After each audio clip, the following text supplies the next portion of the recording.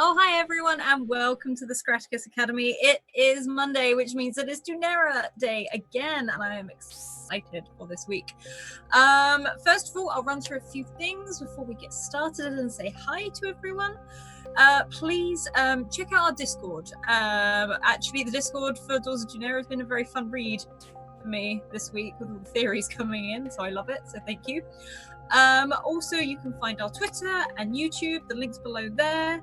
A huge thank you to our wonderful sponsors in the form of the Deck of Many, who do these really cool animated spell cards. Definitely check them out. And also Mage Hand Press, whose system the Dark Math system you can see run every Thursday by me in Argo 37. Otherwise, let's hop around and let's say hi to everyone. First of all, I will say Julie will be back next week, but please go and check her out as well. She did the wonderful art for Doors of Dunera, so fabulous. Otherwise, let's start and say hi to Jagon's Gold. Oh, hi. Oh, hi. I am Jay or Jagon's Gold. I hope everyone is thriving tonight. I know I am. I am stupid excited. I mean, I feel like I say that every week, but it's true. I'm so excited for tonight. Paula was left in quite a scary situation, getting that text from Aggie, but not noticing the encroaching forces of darkness.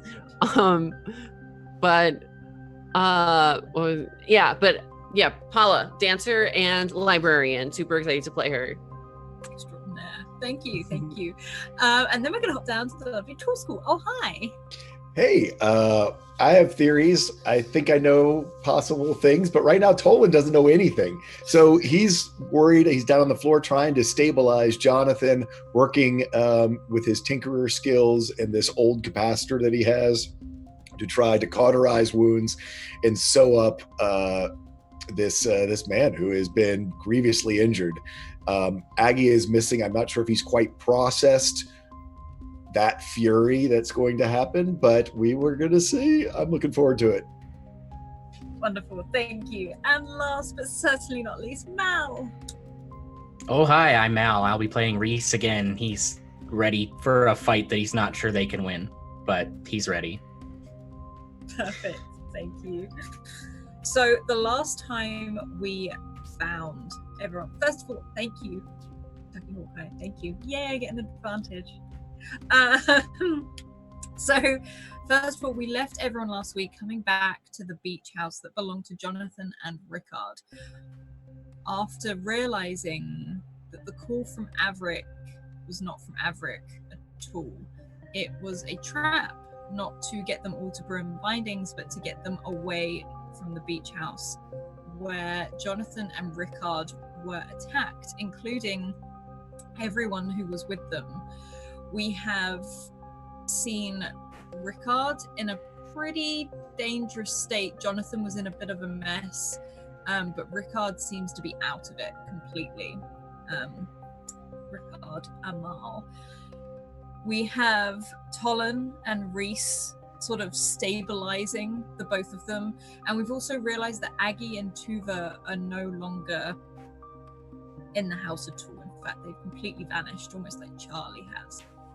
And Paula is up on the roof to get a better view across from everything, and she received a text message from Aggie saying, "Come to my home, bring the compass, tell Tom I'm running late," and she signed off Agatha. And Paula, you stand there looking down at your phone with the glow sort of radiation into your face. You always sort of have to look away as it is very, very bright. You can hear the sea in the background, and that moon shines all sort of across into the city, and the only other glow you can see are the few lights and the season tree. I do need you to make an intellect check for me, please. And it is perception, if you would like to use that. I was just about to say, can I also use an advantage on this roll, please? Yes, you can. Thank you very much.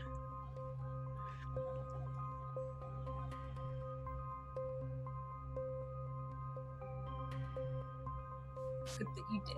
Okay. As you are stood there, sort of absorbing this text message, reading it as it goes in, you can hear a sound, sort of as if someone has grabbed hold of something on the roof, one of the tiles, and it's slipped away, and you hear that ceramic smash on the floor down below.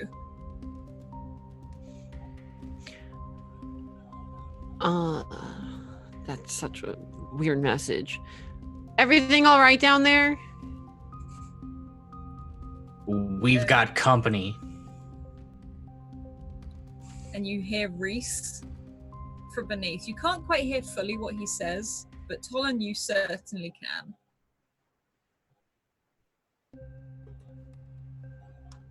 You're muted. You're muted. I look out this huge glass window down towards the shore to see if I see anything, and then we've got Astra. Not Astra. What's your wolf's name? I'm sorry. Astrid. Astrid. We've got Astrid growling at a door out on the porch. Where did Astrid go? You can see Astrid has actually come back into the kitchenware because the porch doors were open still. And she has gone into this low stance, this low growl, these teeth bared. And you can see almost surrounding the house, just stood, not fully moving yet, all of these shadows just stood. And back up on the roof, Paula, there is no reply when you say this. And you hear another sort of scrabble as if someone is coming up onto the roof. And another from the other side of the house. Oh, that's not a good sign. And Paula will, if she hears,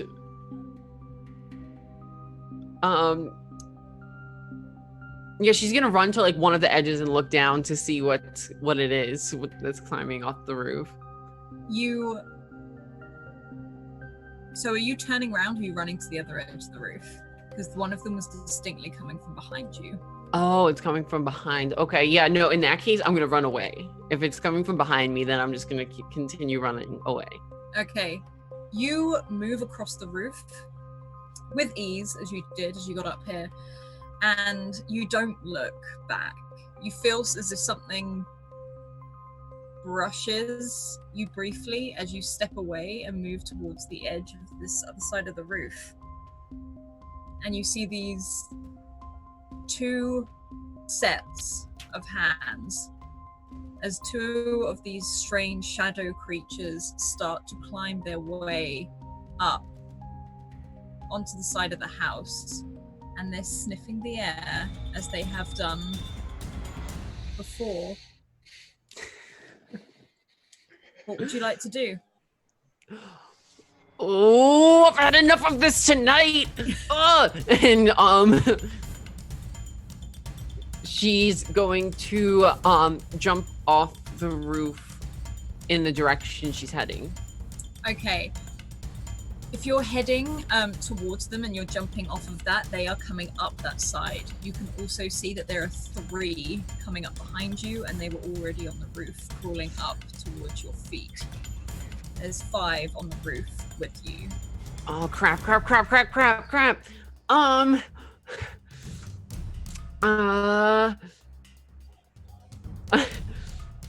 I'm gonna be like, I'm gonna shout down, "Hey guys, they're up here!"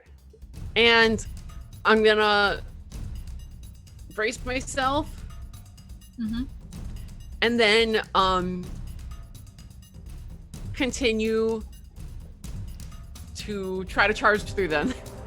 Okay, so are you jumping onto the roof next to, there's another house next to them, or are you trying to jump down? Okay, I'm gonna try to jump across to the next roof. Okay, I'm gonna need you to roll a might check, and this may be a little bit more difficult purely because they're reaching out for you at the same time. Yeah. I'm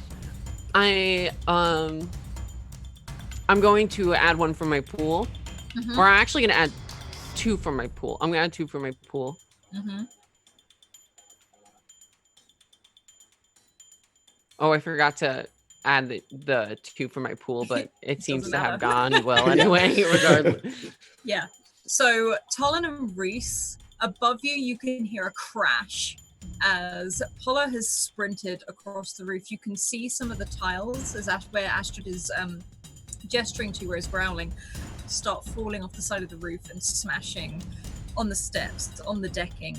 And you hear a sort of I'm guessing Paula's yelling at the same time, so as she jumps and passes through this gap, and you hear her crash again onto the other side of the roof, pulling more tiles off. This is weathered sort of roofing. But Paula, you do manage to pull yourself up on the other roof where they are not. What is Reese doing? As you've seen Astrid sort of bow down. Do I know anything about the shadows that are surrounding us? You know you don't want to be touched by one of them with bare skin. That you would have seen people before. Okay. I think Paula's got the right plan. I think we need to run.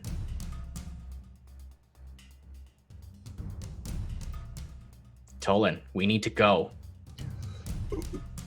I look down at Ricard and Jonathan, who are in no condition to move.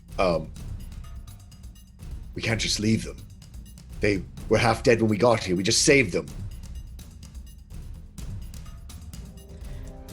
Can you take one and I'll take the other? I'm going to look around.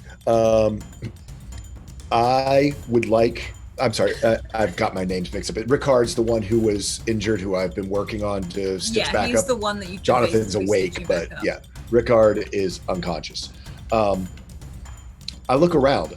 We're at a beach house. There is a fire pit. Is there like a wagon, something that I can make some type of a pallet out of, so that to try to improvise up something for maybe even Astrid to kind of sled dog out of here. Because one of the things I do have I can use all the way back from episode 2, thank you for the donation, I have this friction reducing gel sprayed across an area up to 10 feet, making things extremely safe. But I want to spray it like on the rungs of the sled so that... Okay. You do have like there's deck chairs and things like that you can easily, So yeah, if there's like a lounger out there, yeah, basically take like the lounger, spray down its feet, with this friction reducing gel, and I look to Reese and like, will Astrid pull this if we improvise a harness here? She'll do whatever I ask, yeah. Okay, so I'll use my 3 more intellect points. Actually, I only have to use 1 because I upped my edge with my raise. So, but it costs 3 intellect points. I have 2 edge, so that means it's 1 out of my pool. I'm going to use my friction reducing gel and attach this to Astrid, attach Ricard to it, and we're doing beach lounger sled dog. You can see that Astrid at first, as you approach, doesn't doesn't settle. It's she's sort of on edge, sort of looking at these creatures that you can see them slowly making their way towards the house. One of them you can see at the side has started to crawl up the side of the house. However, with a look to you, Reese, she does effectively sit and allow this to be fixed to her. Do I need to roll or anything? Or actually, I'll tell you what, I'll use an auto success that this goes okay. Okay. Okay. So as you do this, you manage to fix it on securely, and you manage to load Ricard onto this. Jonathan is standing, sort of trying to help you get him on there. And he's like, "Oh, where do we go? Where are we going right now? Actually, I think I would say this even not knowing the message, just because we know that Aggie said that her place had protection. Mm-hmm. Okay. So back to Aggie, I guess. I don't know. Aggie, broom bindings. Aggie's. He's going to say. She said there's protection there. Okay, then that's where we go. You can see him heaving himself up. His leg looks pretty badly injured. He's sort of half dragging himself, and you can see these creatures moving in, and you've definitely heard Paula leave the roof. You can tell that. Reese would, after comforting Astrid to get her to put the harness on and telling her to listen to Tolan because he knows where to go, Reese would then move to pick up Jonathan in like a fireman's carry. So with his arms over his shoulder. Oh yeah, we'll say you can do that. You sort of lift him up. You sort of hear him almost like surprised as you sort of, I'm assuming with no words, just go pick him up. Yep. And go. How are you leaving this house as these things are closing in? Quickly, I hope. I mean, the front door is. I mean, if they were coming in off the beach, like through the back, right? They seem to be going around the house, fully going around the house. So you could head to the front door and see if there are any there. I think the front or whatever exit is closest to getting us on the way to Aggie's. And any of my gel I have left over, since it's supposed to be 10 feet. Yes. If any of them get too close, I'm going to spray it on the ground, hopefully to slip them up. Okay, or like if there's stairs or anything like that down the front, or you can easily spray it down the patio stairs down by the front where some of them are coming in through the French like doors, and that sort of holds them off for a bit. You can run to the front door of this house the way you came in, and it's just about big enough to get this sort of to get Astrid through with this makeshift sort of sleigh in. And as you open the door and Astrid waits, you can see two. One of them hasn't mounted the building. The other one, as you look up, you can hear that sniffing, and it is sort of perched over the doorway. What would you like to do? Would you like to just make a run for it? Or do something else? I think because we have Jonathan and Rickard, our best bet is to just go as fast as we can. Yeah, I was going to say, since basically you've got Jonathan and Rickard with you and Astra, I think Tolan will try to hold this one off, the one above the door. Okay. And go. I'll catch up. And Tolan specifically said we were going back to Bruin Bindings? Or no, Agatha's. Agatha's? Okay. I don't know where Agatha's is. Oh, no. Well, we know Bruin Bindings is, if I recall, Bruin Bindings is between us and Agatha's, correct? No, it's Aggies is in between. In between. I've got the rope backwards. Well, I could say head that way. Head back the way we came, is what I would say. Okay, Reese, can you make a speed check for me, please, as you jump out of this room to try and... Can I use running? Because I'm running. Oh, hell yeah. You can use that. And I'm going to spend some effort.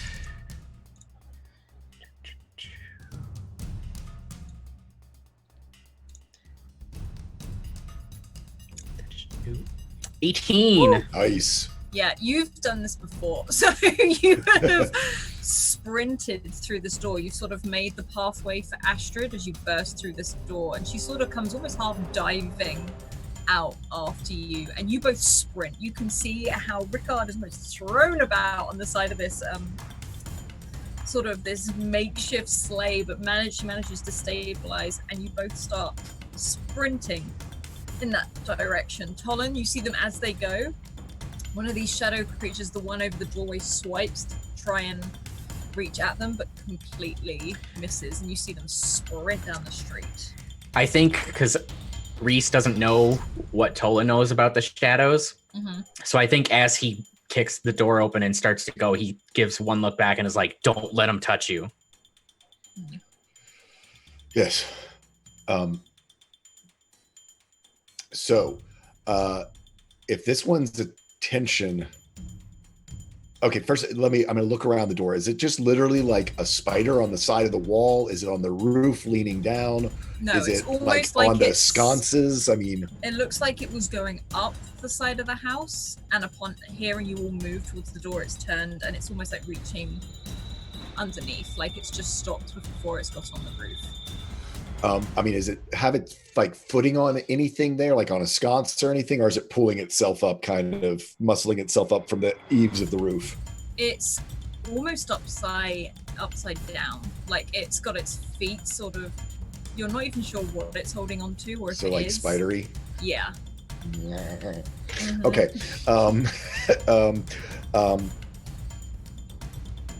If he doesn't, I'm going to try to get by it, just because in this close quarters, I mean, try to get by it. If it starts to follow us, I've already used the grease on the other ones. If I have to, Tolan is going to not want to, but depending on how this goes, if he has to, he'll draw the gun and try to shoot it. Mm-hmm. And I've yelled to Averick to, actually even better, yell to Averick to try to go with Reese and Astrid to Aggies. Yeah, we'll say Averick can sprint with Reese. Yeah. Aggies. Could you make me a speed check, please, to try and get past I this will thing? use an advantage. Mhm. And I'm going to use some effort.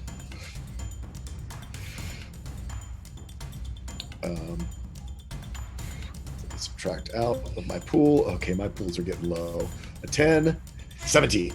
There you go. Okay, describe how you get past them. I think sort of as it sort of reaches for Reese, as it's a little bit off. It's can I do a little special here? Because since it's that basically I just, as it's reaching out, maybe a little bit off balance, I all but take its wrist and pull on it to make it like sort of tumble one direction while I run the other. What are you touching it with? I'm touching it like it's, I mean, does it have flesh exposed? I was thinking I'm grabbing its arm, like if it's like here, if that means I touch it, like flesh and things, bad things happens. Tolan at this point would do that instead of shooting it. Okay, you reach up, and for that brief moment where you pull it over, there's a very intense burning sensation, but it's more like when you touch something cold and you stick to it for a moment. Oh, flagpole. Yeah, it's almost like you get stuck to it and you really have to rip it away, and that's almost what brings it crashing. Like you pull it off the side of this house and it comes crashing down, almost for you to have to shake it off before running away. Okay. Do I take any damage from that? Yeah, so Tolan, you're sprinting after Reese. You can slowly start gaining on him and Averick. Yeah, no, I think Tolan's an old man. So he's, I think that he's probably in worse shape than Averick, and probably is either a fast walk. Actually, I think he's just all but fast walking. He's moving as quick as he can, judging the distance, that sort of stuff. But he's probably starting to breathe heavily. Okay. We're going to hop back to Polla. Polla, you had just come up on this roof and you have landed. You've managed to sort of scurry and get yourself up on the next roof. You have just seen Astrid, this huge wolf, tear down from your point of view. Her tearing down the side of the street with Reese close behind, with Averick as well. You can see that Rickard is there and Jonathan is there. And very shortly after, you can hear some cries out, and Tolan sprints off after you as well. Okay. I'm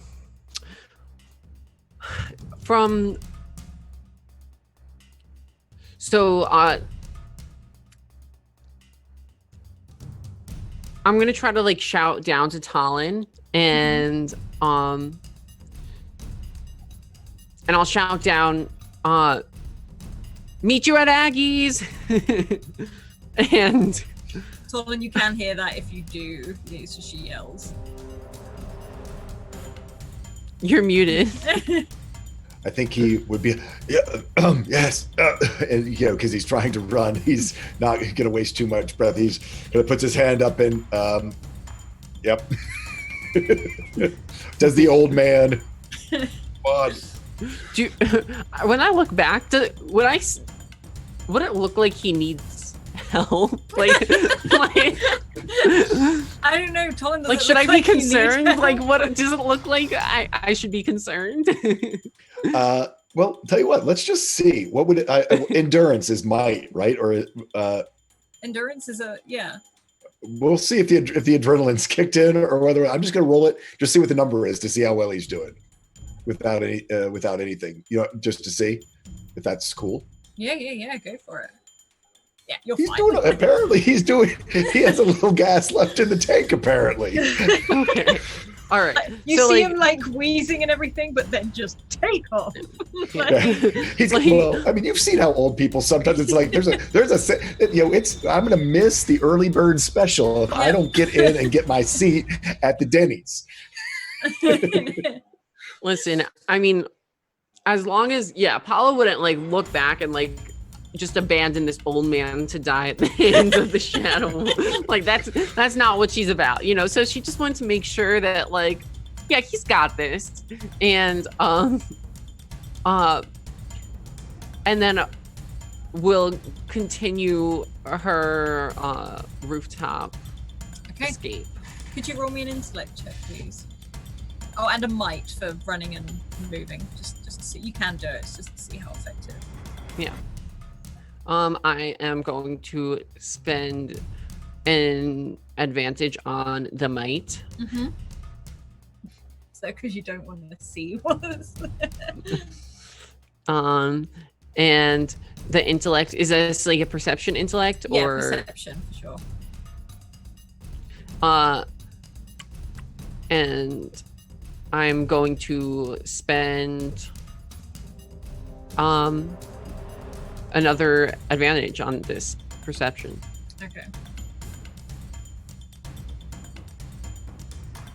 Okay.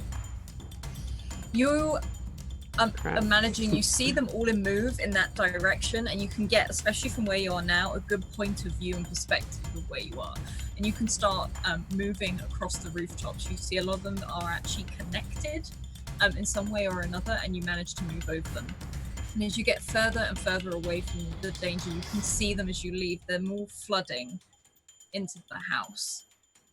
They're sort of sniffing the air. They're not really moving. You can see some of them are sniffing up to where you were and where Rickard was, where Jonathan was, where you were all that evening.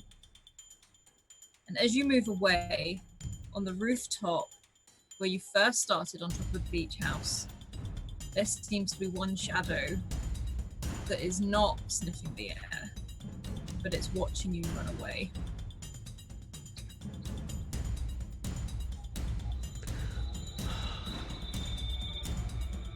And it stands very still.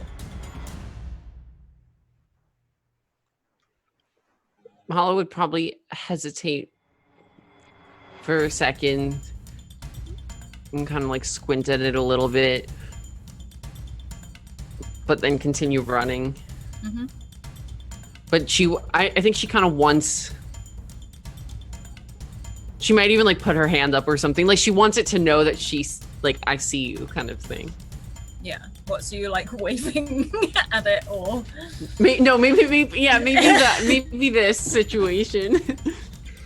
As you do, it holds up its hand and waves to you before crouching down on all fours and scurrying down the side of the house.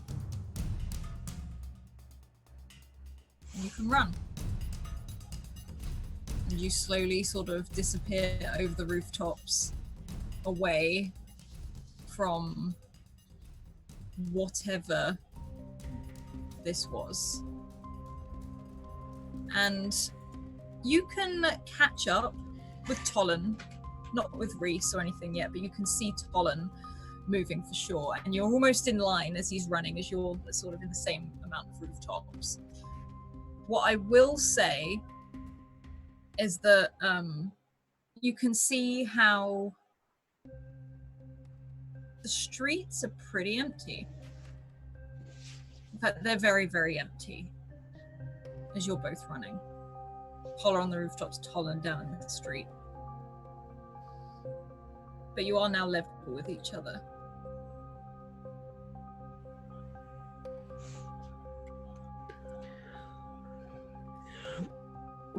We do, but we haven't made it to Aggies yet. Or Not yet. no. Sorry for ditching you guys back there.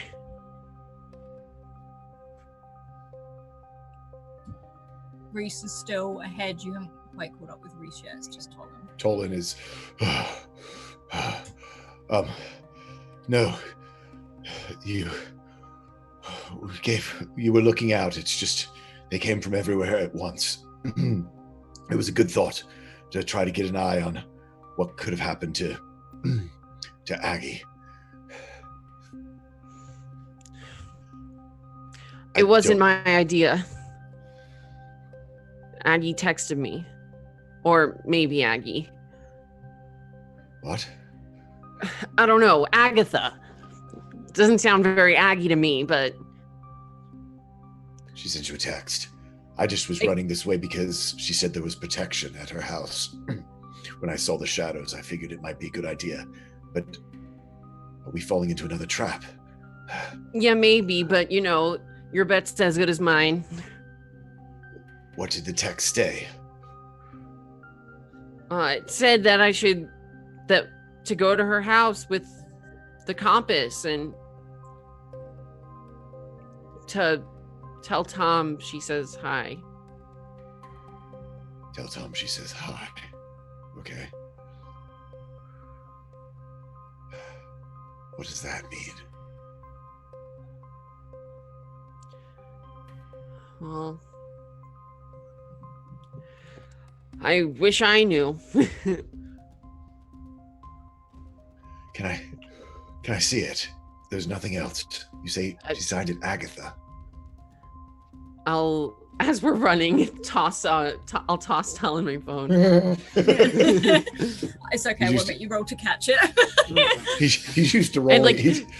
And Paula's just being a little badass too. She's also doing that like as she's like hopping over like a bench or something, you know. You've probably seen Paula. You haven't seen Paula do this sort of thing before. You've only known her as the little, sort of the young woman who sits in the coffee shop and reads books. She's moving like a dancer. Like it's, you know, she doesn't look like she's like experienced with like parkour or anything necessarily, but she's like doing like leaps back there. She doesn't jump, she leaps. Lovely plie. And 1 sec.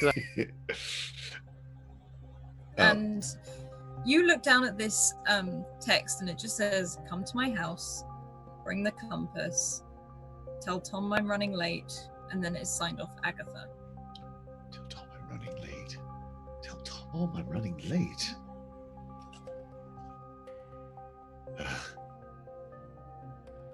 Well,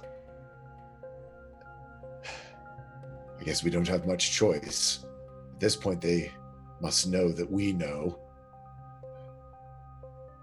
Tell Tom I'm running late. Listen, at this point, I'm not surprised by any of this cryptic stuff. It's kind of starting to become part of the routine. Best not to overthink it. We've got to assume that they've got her. They're at Tom's. They took her there. Well, there's only one way to find out. Well, or she's sending us there to be someplace safe. I don't know. But we've got nothing else, nowhere else to go. Bruin Bindings is just all we can do there is hide and be trapped in a basement. So at least at Aggies, there's maybe a clue or something. You're focusing too much on thinking right now when you need to be focusing on breathing, because there's shadows on our tail and we need to keep our stamina up. So breathe and we can talk once we get there. Right. And he keeps ruminating. He keeps thinking, but stops talking. Okay. Reese, You're running. You follow. Averick is sort of shouting directions at you rather than in front.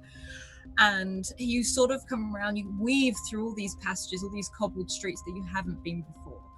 You can see these vines that are lit up, sort of the berries, the flowers, and all the buds. They're sort of giving a very soft glow. But all the sort of the lanterns and things like that, they're all out.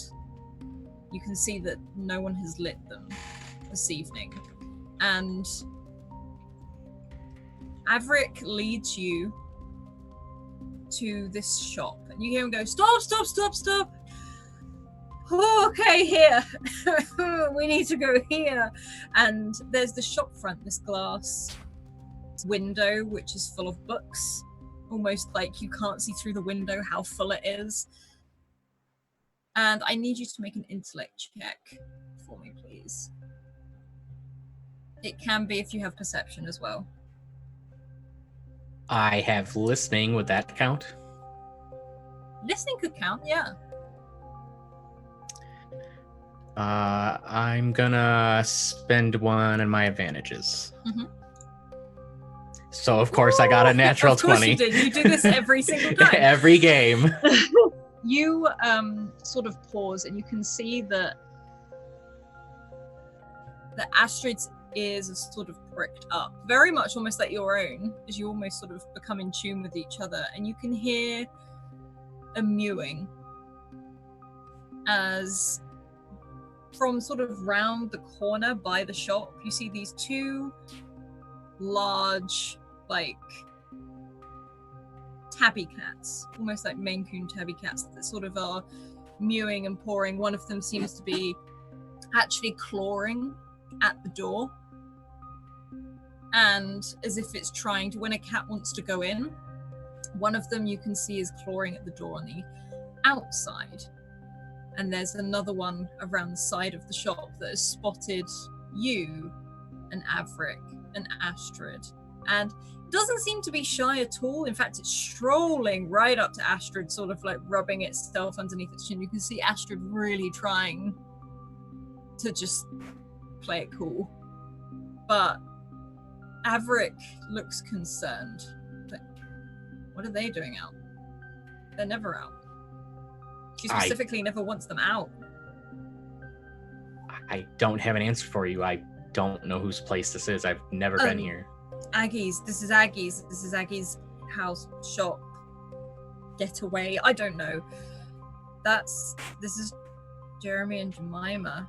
Jemima's the one currently stopped. Like, it's sort of, as you can see, Astrid maybe twitching a little bit as this cat moves underneath like her belly, and she's trying to, almost Reese. like not tempt itself. Reese will just put a hand on Astrid to, gently just help keep her chill. You sort of rest your hand in the fur, and you can immediately feel her calm down. Almost like there was a rumbling, not of like a growl building, but you feel it subside. And Can you get us in, Averick? Yeah, no, I can get it. I know there's like a flower pot or something somewhere, but... And he looks over at Rickard. Do we want to get them in? Tolan said there was protection, so I would think so. You're right, yeah. Yeah, no, you're right. And he sort of goes over towards the door. At this point, Tolan and Paula, you can start rounding the corner. As you see this, you see Averick going up towards the door. You can see Reese and Astrid and Jonathan, who seems to be sort of... he's not out of it, but he's not completely with it. Looks like we all survived. Well, but we don't know what this is. It's either another trap, or it's Agatha trying to guide us to safety. We know they've already played the phone trick once.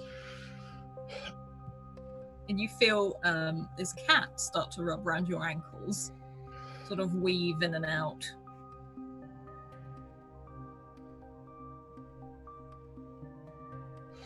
Well, Is that one Jeremy or Jemima? I can't really tell the difference if I'm being honest. whichever one is louder is Jeremy. You hear like a real loud mew from the other side. There you are. We can't just stay out here. We go in or we don't. The question is whether we want to put all eggs in one basket and stay together, or send someone in to see. I have been thinking about Agatha's message. I think there's something I'm supposed to do. The question is whether it is to keep us safe once we're inside, or to get us all safe if others are in there already. And I don't know which. Actually, can we do like the windows and stuff? Since Agatha would never leave them outside. And they were in. Okay, so let me just. I'm sorry, I'm thinking out loud. When we left after dinner with Agatha, Jeremy and Jemima were inside. Correct. To go to the beach house, correct? Mm-hmm. They are now outside. Either Agatha has somehow gotten here, but she would never let them out. So someone kicked them out. There's someone inside. It's got to be that there's someone. So told Agatha would never leave them out. There's someone inside. You hear Averick's voice. Just go, Colin? And he just sort of pushes on the door, and in the dark you couldn't quite see it, but the door handle is completely fallen off, and you can see where it's been kicked in.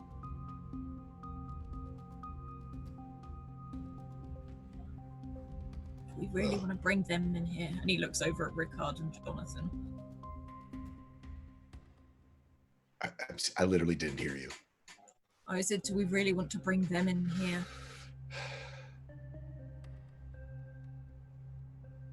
No, I guess not.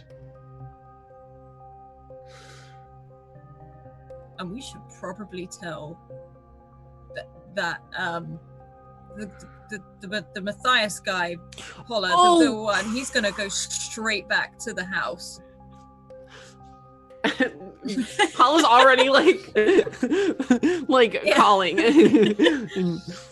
We need to get Rickard to Jen, either at the Noodles or at Broom Bindings. Someone needs to coordinate this all together. I mean, I can go and open Broom Bindings. It's not going to be a problem.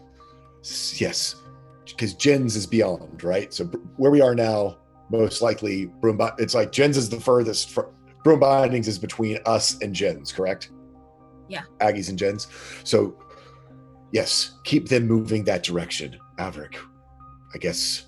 Paula. Calling Matthias. Reese, I don't know whether you want to part with Astrid. When Clyde's a Great Dane, I mean, we could switch it over onto Clyde as he's corporeal, or send Astrid with them, or send Reese and Astrid. I don't know if we want to split the party. This is out of character, player quick discussion meta. I mean, out of character, I'm willing to do whatever. I don't think Reese would split up from Astrid with how things have gone so far, though. Yeah. So I guess the question is, with the time that we have, do we want to try to swap Rickard and the harness over onto Clyde, or send you? I mean, that's the other thing, is for protection. I guess it depends. I got a thought. Is Tolan gonna go in Aggies? Tolan's going to go into Aggies, but what I'm thinking is, because right now Paula and Tolan have the two compasses. I think we give you one of the compasses. So if something goes horribly wrong, they don't have both of them. Okay. And then you want me to take and then you go with take Averick and Rickard and them? So that way we've got Averick, Rickard. Tolan's going to be all about keeping Averick and Clyde safe. A compass is safe. Rickard and Jonathan are safe. And they've got a giant wolf in you to protect them. Question. Yeah. Where is the terrarium? shit, we had it with us. It's probably back at the house. I don't think we got. I'd love to say we picked it up, but we didn't pick it up. Mm-hmm. Okay. Yeah, Reese wouldn't have known it was important enough to consider. I mean, Tolan was 100% focused on making all. I mean, again, even with me, my focused trait means that I do one thing at a time. So he would have forgotten completely about it. The terrarium is back at the house. Yeah. So Averick is at this point where he's like, we need to move now. Yeah. And I don't know what it is, but we need to do something. And Paula, you can hear that phone rings, and you hear like Matthias at the other end. He sounds breathless. He's like, hi, I got Jin. We're coming back now. No. No. What do you mean no? Don't go back to the house. Whatever you do, don't go back. We were attacked. By what? What do you think? Was it the wolf? No, it wasn't the wolf. Matthias, it was another shadow attack. Okay, hang on, Jin. Hang on. You can hear like this woman that seems slightly aggravated on the other end going, give me the phone, Matthias. And it's just like, no, this is my phone, I've got it. You can hear an argument sort of happening. It's like, where do we need to go? Where do we need to go? Ruin Bindings, it seems, is where they're taking the injured. Things are kind of a mess right now. There might be another trap happening at Aggie's place, and we're here right now, and we're kind of figuring out what to do. But at the very least, I'm fairly certain that right now we're going to try to get our injured over to Bruin Binding. So that's where Jin needs to be. Okay, well, where are you going? I'm not sure yet. We'll figure it out. You're not going to just wander into another trap, are you? Yes, we are. Well, I mean, that we'll see. I mean, we'll see. It what might do you not mean be a we'll trap. see? Well, don't worry good, about it, Paula. Matthias. I'm busy. You can hear a woman going livid in the background as well. So we'll get Averick, Astrid, Reese. So I'll look to Paula. I assume when they talk about the compass, they're speaking of mine that came from Aggie. I'm not sure if they know about yours at all. Part of me thinks that we should send, I don't know, we can send yours with your uncle to keep the Amal compass with the Amals, or I can send mine because it's not the compass they're looking for. What do you think? I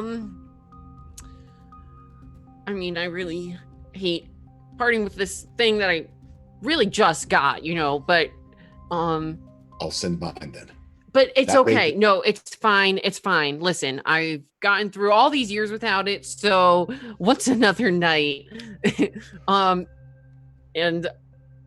Hopefully we're sending it to the safest place it can be. yeah, I hope so. And I'll walk over to Ricard's body and I'll try to slip it into his chest, into if he's wearing a jacket or something. He's got a jacket which you can see that Jonathan threw over him. It's one of his blazers, and you can easily tuck it on the inside. And I'll lean in a little bit, be like, don't lose it, even though I know he's not conscious right now. But all right, are we good? I think this is, we'll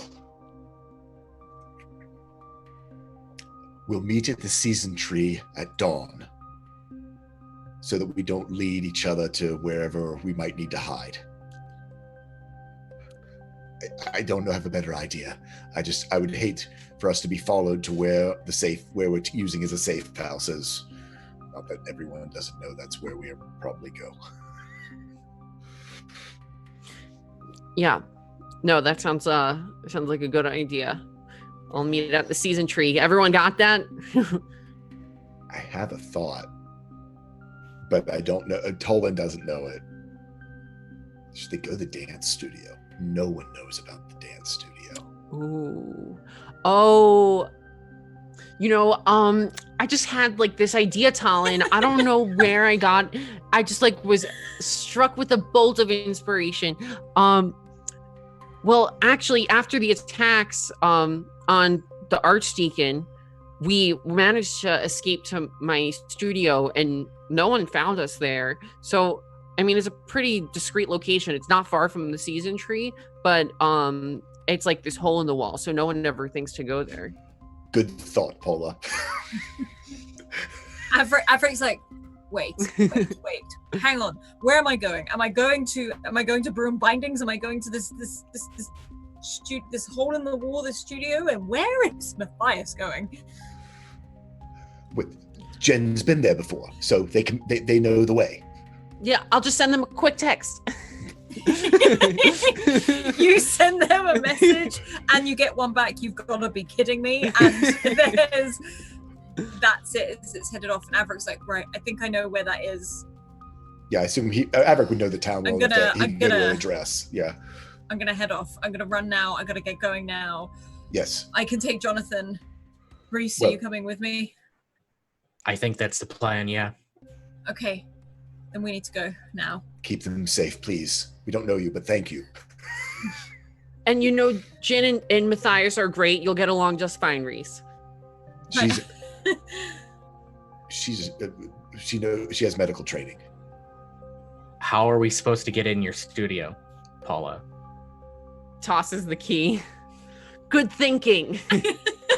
And Averick sort of looks, like there's that nervous laugh smell, slaps Reese on the back. He's like, okay, come on, buddy. And he starts sprinting off in the direction again. Before Reese follows, he just looks at both Tolan and Paula and he's just like, be safe. Aye, aye. If we wanted to be safe, we'd be going with you. Tolan, ever the optimist. I looked at Paula. I think I know what Aggie meant. What? I guess we're about to find out.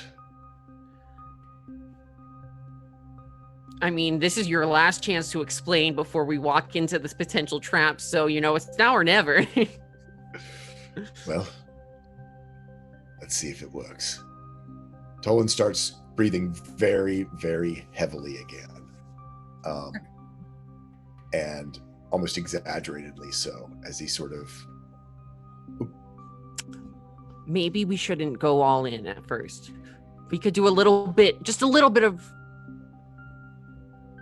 reconnaissance. I mean, not much, but I have this fan, and she'll reach into her pack and pull out this fan that she opens up and kind of has... It's not like it kind of distorts the air and makes what's behind it invisible-ish. Maybe if we just like peek our head through a little bit first, just to get a look, just to see if we're blatantly walking right into their hands. Well, if they're in there and I've deciphered Aggie's message correctly, they kind of need to believe that we're feeling beaten. Okay. All right, yeah, I'll save that for later. We'll use that next time. Yes. Well, or if this all goes to hell, we might need whatever distraction we can get, and an invisible fan dance might be just what we need. Okay. And with that, I'm going to take a real quick bio. Okay. So I'll be back in a moment. I hope I'm right. Oh my God. I'm right. This could be a disaster. I'm not convinced they're in there, but I think they are. I think they've got to be because the cats are out, right? The cats are out, so they've got to be in there. I think they're in there holding Aggie hostage. Okay.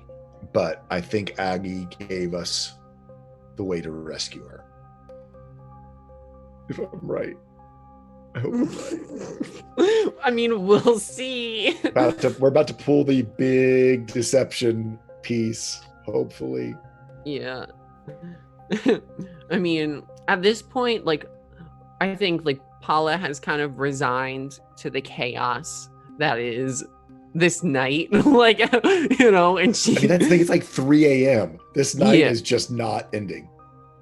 Yeah. So I think, and you know, she's been through a lot. This is the second time she's had to like run through the rooftops to escape from these shadow creatures in one night. So I think now she's just like, whatever, we'll do what we gotta do. Like, you know.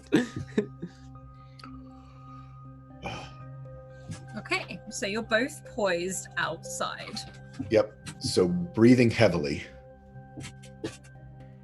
Here, Paula, let me lean on you as we go in. Oh, should I like As though we've like try to like stutter? Yeah. Oh. And I'm worse off than you. Oh, of course. And we push the door open. We've come. Don't hurt her. He just sort of calls out, "We're here." And listens. Aggie.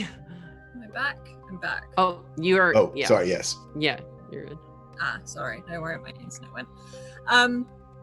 So if you open the door, sorry. So yeah. Well, so we push open the door, breathing heavily.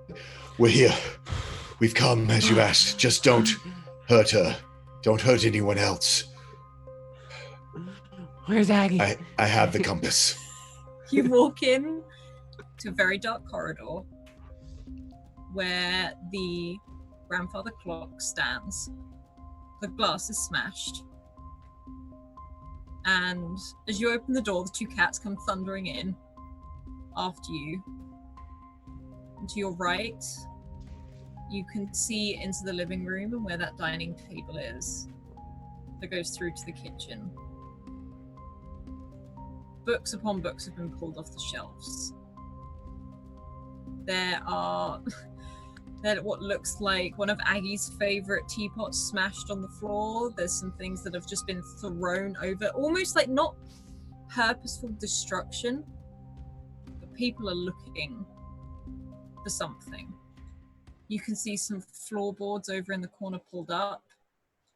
You can see her cupboards are all open. There's some broken biscuits on the floor from where a tin has been upturned and emptied. And it's silent in here. The back door is open, but it doesn't look like it was forced open. It looks like it was probably opened from the inside. Tolan looks around. Are there any light? Is there any light? Is there anything? You can't see any light on down here. You can see that the cats are sort of, it's like the cats are doing a sweep themselves, like they're sort of running around. They're having they go out into the garden briefly. I look to them. Jeremy, Jemima, find Aggie. Find Aggie. Is she upstairs? Can you make an intellect check for me, both of you? If you both want to make one, you can both make one. Okay. Perception? Yes. 15. I'll put two. Oh, actually, no. I'm just gonna do it normal. My intellect is running low, so. Okay. Oh, well. So,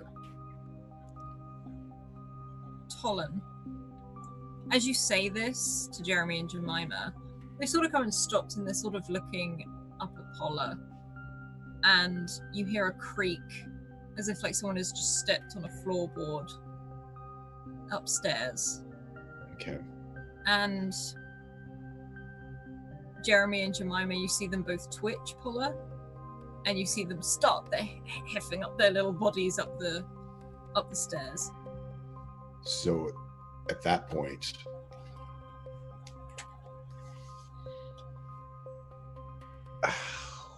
do I do it now or do I wait? Do I do it now or do I wait? I just don't know what it's going to do. If it does anything, if it's still, oh.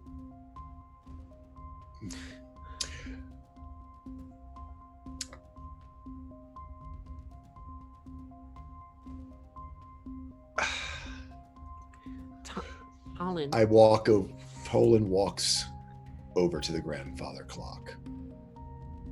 The clock that he has manually wound and reset dozens, if not 100 times, and that Agatha recently told him about. And I look at it closely because you said that the glass was smashed. Correct.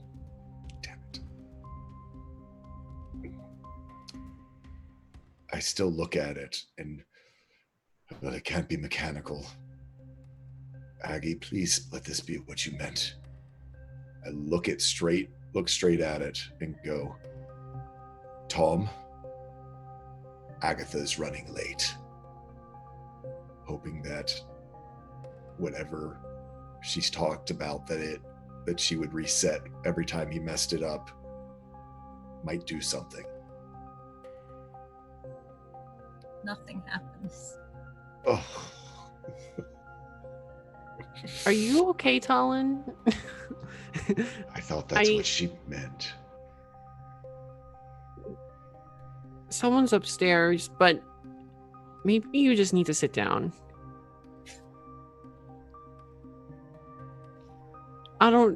You're making me concerned. Well, I thought I knew what she meant. She said this clock was part of Tom's protections on the house.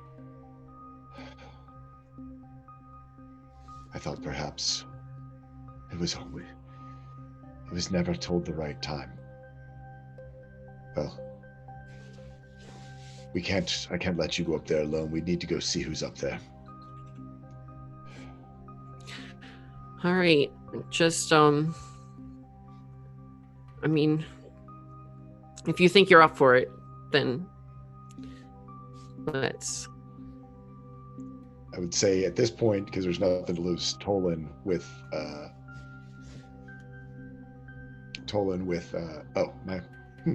stand by. Let me pop it for a second.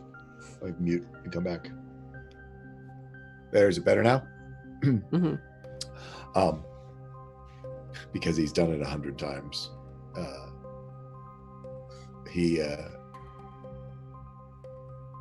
Is the key still up above it? No, the key's on her key ring. Or is there one here too? I forget. There was one on the top and there was one on her key ring. He sees if the key is still there. You reach up on top, and there does seem to be a key at the top. I pull the key, and I try to adjust it to the way that he always finds it. Basically, how he's always fixed it before, he's trying to unfix it the way that Aggie had in the past. Okay. Put it back how he normally finds it, if he can. Yep, you can wind it back until it's 10 to the hour. And it stops. It's almost like it jams every time where it's always been broken, it always jams. You hear that creak. Again. Same place, it's almost like someone's pacing. Colin, it's just a clock. I suppose it is. I was hoping that tonight it would be something more.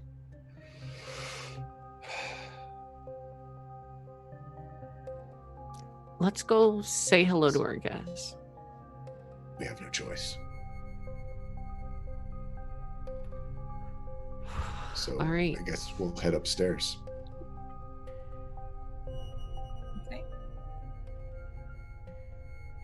You slowly start to head up the stairs. And you know these stairs, they're old, they creak. Every single step you make, you know it can be heard. And those footsteps above you stop upon hearing you move. And you come up onto the landing that Tolan you know very well. You know off to the left that there is the room that you stay in. Well, the stairs leading up to the small attic room. You know on the other side, there is Aggie's room. And then on the side to that, what was, she called her study, but it was basically where she just stored everything that she couldn't fit in the bookshop.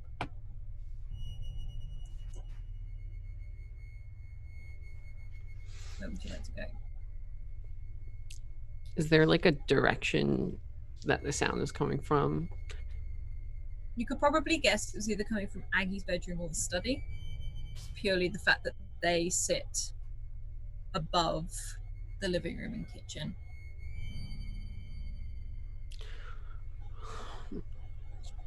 Probably one of these two, Talon. You can either each take one or go through both together. We should stick together. Yeah, that's probably a better idea. Want to start with the bedroom? I'd hope they'd be in the study and not in Aggie's bedroom. That's a bit intrusive even for them. Yeah, I mean, I figure that would probably make more sense, but I'm not exactly looking forward to meeting these people, if I'm being honest. Well, then let's make sure the bedroom's clear. You can head over to the bedroom. Do you just push the door open, or? At this point, I think so. I mean, there's no way to hide our coming up the stairs. Yeah, you push the door open. And as you sort of swing it open, it does creak, as it always has. You can always hear her in the morning come out. And on the bed, you see her dressing gown just laid out. Her jumper, which you're pretty sure is Tom's jumper that she wears most of the time. And from the side, the study door opens. And a man stands there. We're in here. Well, at least you do have some decency. Yeah, it Please. looks like you were right. And he sort of opens the door, and with like an arm, offers to guide in. And they're not wearing any form of uniform or anything like that. These people are dressed in everyday clothes. Do you go in? Yes, reluctantly. Can I try to... I'll walk in, but as we're walking in, can I try to like see if it looks like they're carrying weapons of any kind? Oh no, Or- that's obvious. They're definitely carrying weapons. Okay. And we're gonna hop over to Reese. And Reese, you're running. You've like, Averick has been directing you this entire time. And you soon come to, not far from the season tree, you get the real glow coming off of it. And again, you notice the streets seem to be very empty. And you can hear Averick with that jingle of the keys as he sort of fumbles with it as he stands by a door with like a big glass window, and you can see into this dance studio. All the lights are off. And he fumbles with the keys and opens the door and throws it open. He's like, quick, in. And he sort of takes Rickard off of the sleigh before it happens, as Astrid is sort of looking at this doorway, trying to figure out exactly how she's going to get in because of how big she is. She does manage to sort of squeeze in her shoulders and then slide in. But Jonathan, who's a little bit delirious, sort of slumps down by the wall where this window is. And he's awake, but he's not really talking. And Averick looks to you, he's like, come on, quick. Yeah, so I think because Reese was carrying, or did Averick took Rickard off the thing. So Reese would go inside with Jonathan and set him down, and then he would come and unattach Astrid so that she can get in more easily, and then Reese would deal with getting the sled in. Yeah, oh no, you can easily get all of that in. As you're doing that, as you're by the door pulling the last bits in, you recognize Matthias. You've only met him like briefly once, but you can see him as you can hear his voice going, excuse me, Mr. Lisa, hello. And he sort of like arrives with a woman behind him with jet black hair, very sort of sharp bob, looking furious. She's got a satchel over one side. She's got a big, heavy sort of, looks like denim jacket on.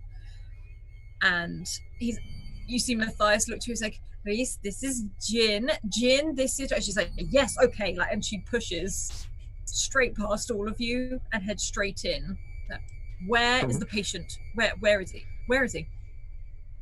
And looks to both of them.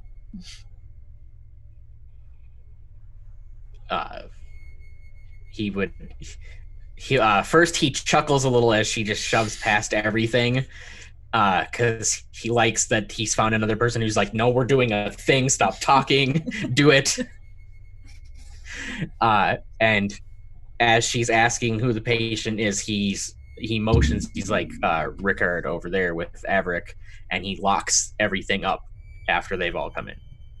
Yeah, you see she doesn't seem to be phased by Astrid at all. She strolls straight past, like looking at these two people, sits down, and she's looking at them like she's grabbed Rick up by the face and is like turning him backwards and forwards and is like, okay, that's fine, we can do this. And then she starts pulling all manner of things out of her bag, and you see this long sort of this stalk heron, this blue and narquay sort of do that long stretch elongated walk with its legs in past you. Watch it sort of look very slowly at Astrid and keep moving, and she seems very intense, like very, very stressed. Matthias gives you a bit of a awkward smile, and he's just like, did they go into Aggies? I believe so, yes. Well, didn't they think it was a trap? Yes, they did. And they still went. What is wrong with these people? I tell you, I had a quiet life about a week and a half ago. Same. Well, what do you do? What do you mean? Well, like, I tell stories and I work at a noodle bar. Her noodle bar, actually.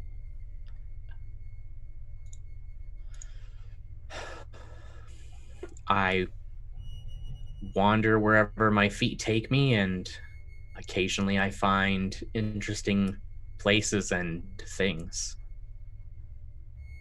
Like travel. It's like Wanderlust, except for places people don't usually go. Places half forgotten, that kind of thing. So all the best places. Yeah, to get the best stories. And this one, and you sort of, as he points over at Astrid, you see this tiny little very bright blue ferret sort of inarquely pop up from underneath his collar and look over at Astrid as well. That's not an inarquely. No, she's not. She's been with me for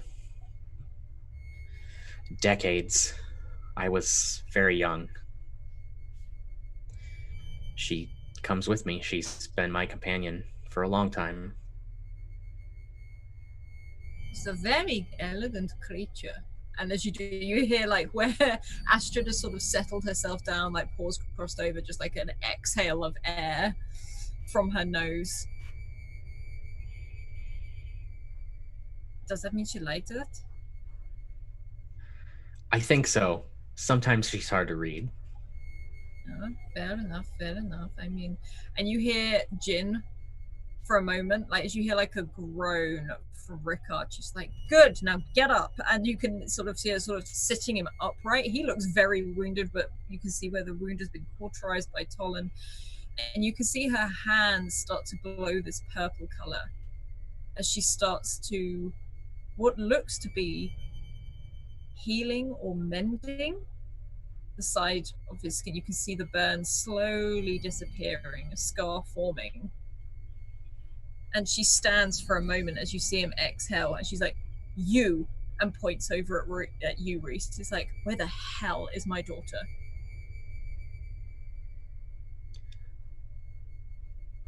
Because he doesn't know, and Matthias is just like, for now at the side, sort of looking the other way. Where the hell is she? Reese tries to think about everything that's happened, and it's like, are you your Tuva's mother?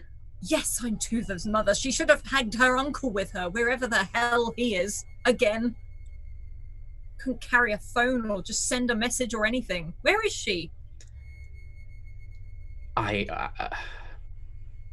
sorry. What? I don't know. She was at the beach house when we left, and you just left a child at a beach house on her own? No, she was with these two and Aggie and Matthias. You came with us to Burn Bindings, didn't you? I did. I just didn't want to be the one to tell her. So, we thought they were all safe. We left her with these two and Aggie at the beach house. Wait a second. And you can see this stalk sort of pad closer to her, almost as if it's trying to calm her down. Are you telling me my daughter's missing?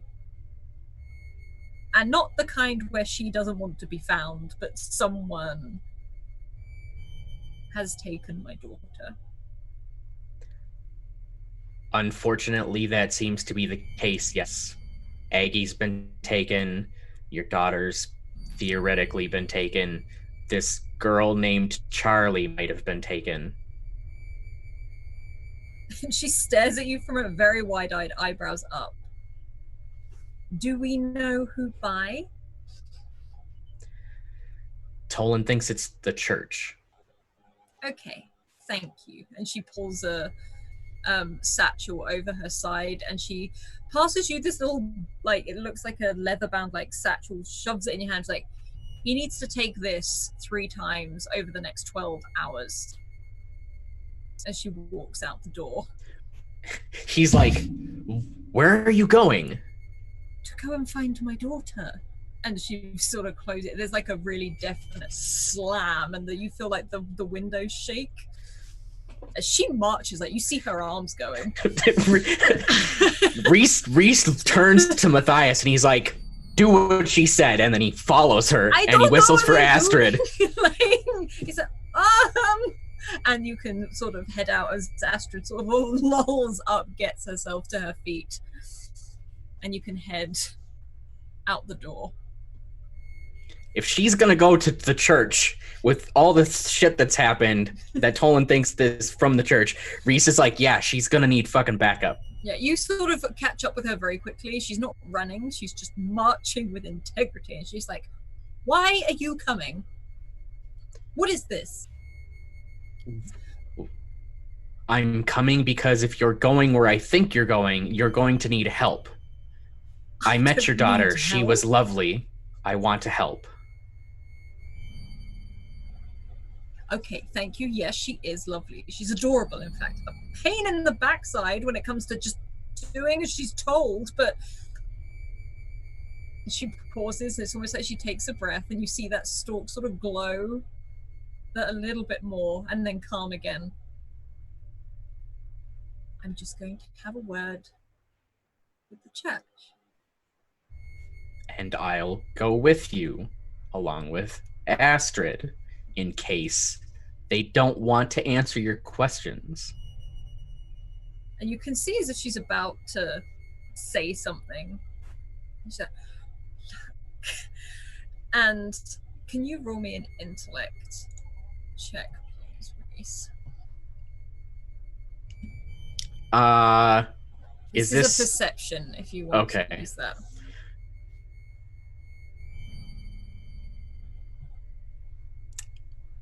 It's not about social stuff, is it? No. Okay. Figure I better ask because I have an inability in social interactions. All right. I'm going to spend another advantage. Mm-hmm. Of course. 18. As you do this, you watch her eyes sort of drift to behind you. And along the front of this, you sort of just stepped away from the dance studio, but you're not that far away at all. You can see the huge window. You can see Matthias like holding up these things to the light to see what it is you've just thrust upon him. And you see one of these shadow creatures coming up and walking, not really paying any particular attention to anything, but is sniffing the air. And Jin looks over and goes, is that one of those things? What is that? And then you can see that you can see this heron sort of flaring up just a tiny bit and sort of opens its wings, flaps twice before readjusting them again. I'm not sure, but they're dangerous, and there's a lot of them in the city tonight.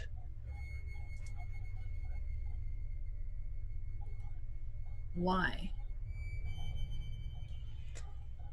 I don't have enough information to give you an answer to that. I've only been here 5 hours, maybe. Do they talk? Not that I've ever seen. Have we asked one? No, honestly, I can say that I never have. Okay, then give me a moment. And she walks over, not to it, but sort of stands at a distance. She's like, excuse me. Hey. And you can see her like as this, you see this shadow-like creature start pressing itself up against the glass by this dance studio. You can see Matthias has noticed it, and now he's looking very nervously back between Reese, the shadow creature, and the fact that Jin is approaching it. And he can't seem to hear what she's saying, but yelling. And you see it pause, sniff the air, and it turns its head to look at Jin. I think while it's turning, he'll make sure to be like, Jin, don't let it touch you. Don't touch it. She looks at, okay. I think you have the wrong place. Do you know where my daughter is? Like, you can hear her just like over-pronouncing everything. And this creature starts moving almost in a swaying like way towards Jin. And she looks confused more than anything, stands up straight. You see the stork sort of ruffle its feathers as well. And look, maybe he's not from round here. Like, as you can see Jin like moving as this shadow creature starts lumbering forward, and Matthias is now banging on the window, sort of pointing at you, and then pointing at Jin, and pointing at this shadow creature. And from your last intellect check, you can probably tell where it stopped. It looks like it's about to break into a run.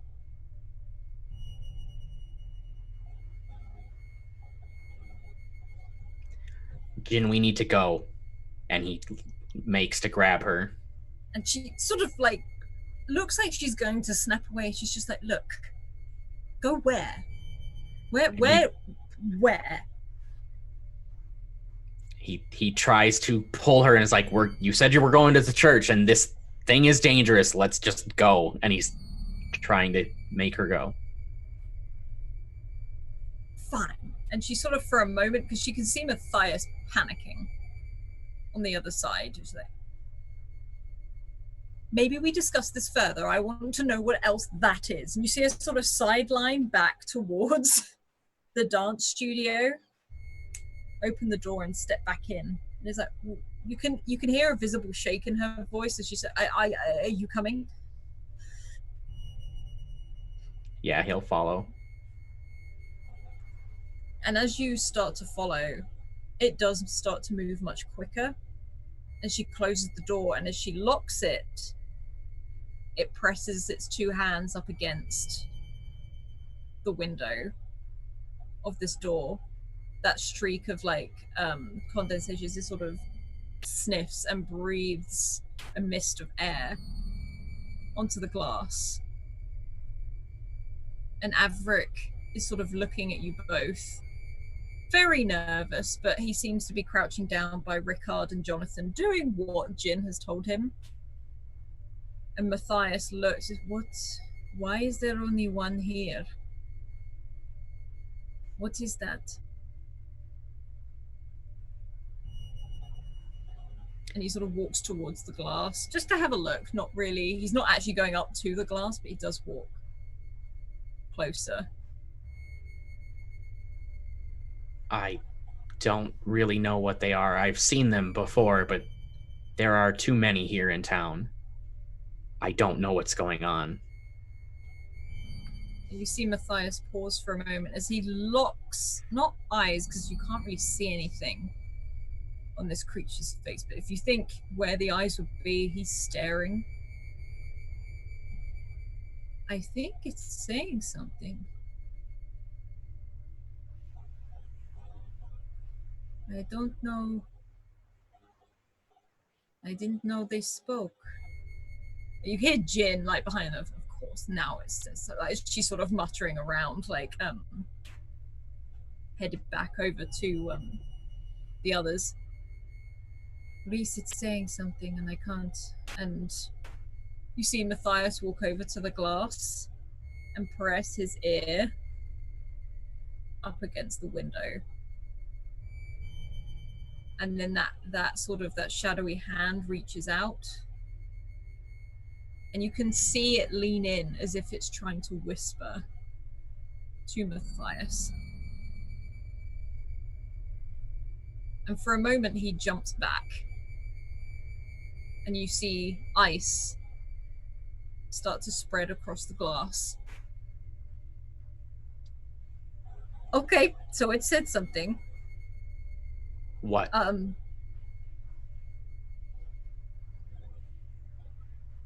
It asked for Paula.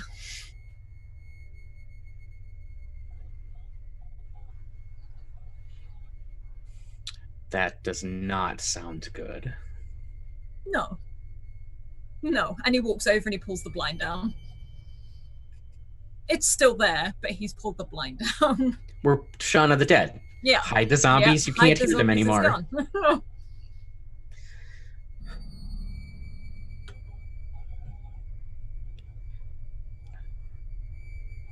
Well, it knows one of our names. Again, that doesn't sound good, but I was asked to get you here. Do you want me to go? I don't even know if they're still at Aggies. I have no way to contact them. I have a phone. He sort of starts pulling his phone out and starts to message Paula. Paula and Tolan, you are being walked into this room. As you walk into the room, there are 8 people in here, not including Aggie. Aggie sits on a chair in the center of the room. She has 2 people either side of her. There's the one by the door that lets you in. You can see another stood by the fireplace near where one of the her sort of comfortable armchairs are. And there's a long pause as you walk in, and all eyes are on you. Aggie, sort of sat in front, for the first time, looks so small. She sat on this chair. She is bruised. She's pretty purple and battered, and she looks scared. And she sits on this chair and looks at the floor. She doesn't look up at all. The room itself is covered in like bookshelves, there's desks, it's sort of almost like a cluttered room where she keeps everything that's not downstairs. And she sits there quietly. And the man who showed you in closes the door behind you. Good evening.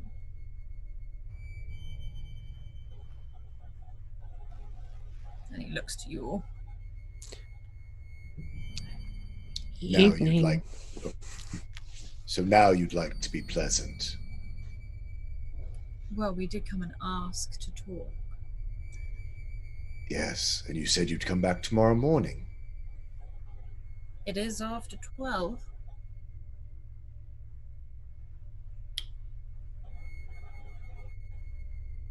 Dolan just stares.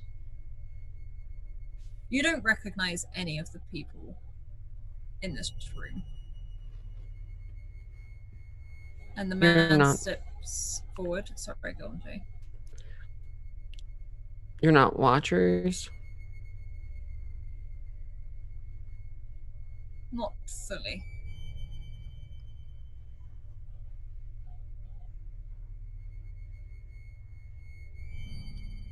Did you bring the compass? Yes. May I see it?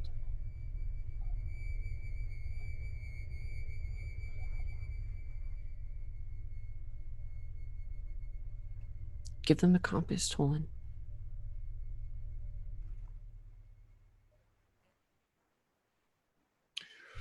Tolan looks at Aggie to try to catch her eye for any sort of indication, anything. Could you roll an intellect check, please, if you do? Yes.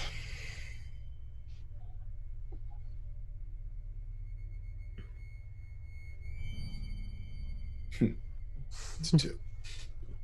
Then you don't catch her eye. She doesn't look in your direction. If anything, she's looking at her feet. It's like she's looking around the room, not at anything in particular, but she's keeping her eyes low. You can see all of these people have guns on them, like pistols.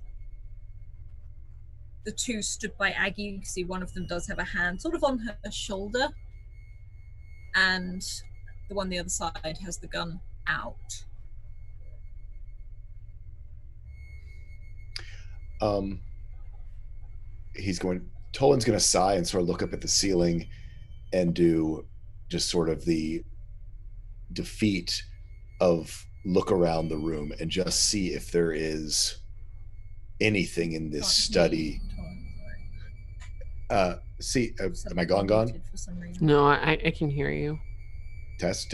Hello? Yeah, I can hear you. I can hear you. Oh. And we lost Alice. Yeah, we lost Alice. Yeah. Am I back? Now you're back. Yes. Now I'm back. Okay. You can hear us. Tolan is going to, like as a sigh, and just sort of look up at the ceiling, and then just in a defeat, just sort of swing his head around as he puts his hands down into these deep pockets and just look to see if there is anything in here that has Tom on it or is in any way related to time. Okay. Can you roll me an intellect check, please? Okay. Oh, and I want Tolan to be smart. I'm gonna use a auto success because I think this is otherwise he's gonna do something stupid. Auto success. You just to make sure. If there's it's nothing, like, that's fine. No, it's like you go into a focus and you come up here and you look around, and this, what most people would come in and look at and just see a place full of junk, like stuff that has been kept for years and years and people just don't throw away. However, because you've known Aggie for so long, there's little things you notice. You notice that there is a small table clock. It's almost like done in a curved arch wooden clock. It's not dusty like the other things around it are. and it's set to 10 to the hour. Very much like the one downstairs. It's almost like you hear the tick-tock, tick-tock. Downstairs, upstairs. You see this room is full of books. These books look untouched. Not like the ones downstairs. These...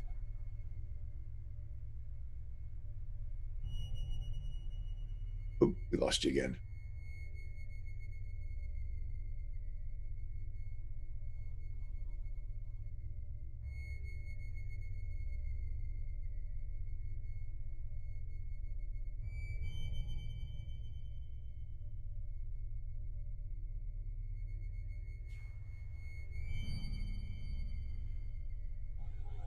I'm here. Yep. Yeah. I'm here.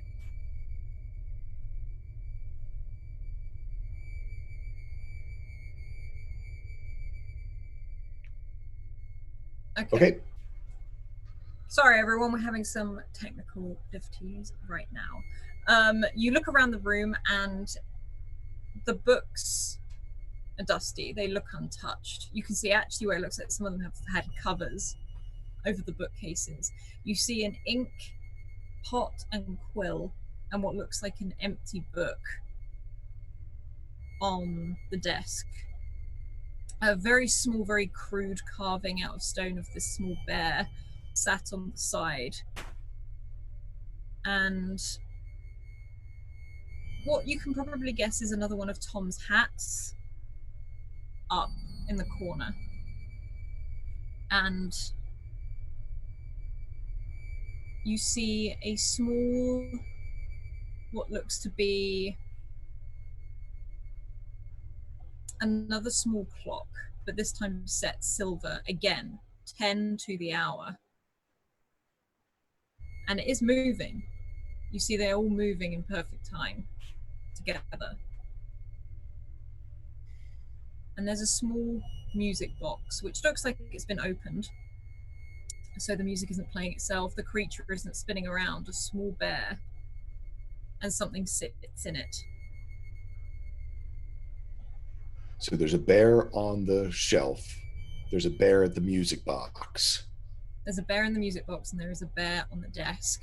On the desk. There's a clock on the table, and then another, like, pocket watch. Is that what? That was kind of what the big There's table clock. And then you said it's there's another not. Yeah, clock it's like as well. a big. It's yeah. There's like a very small silver, like almost like a solid silver.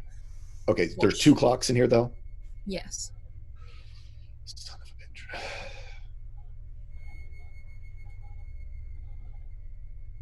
I'm not near the clocks, am I? No, not quite yet. Unless you want to move towards them. Yep.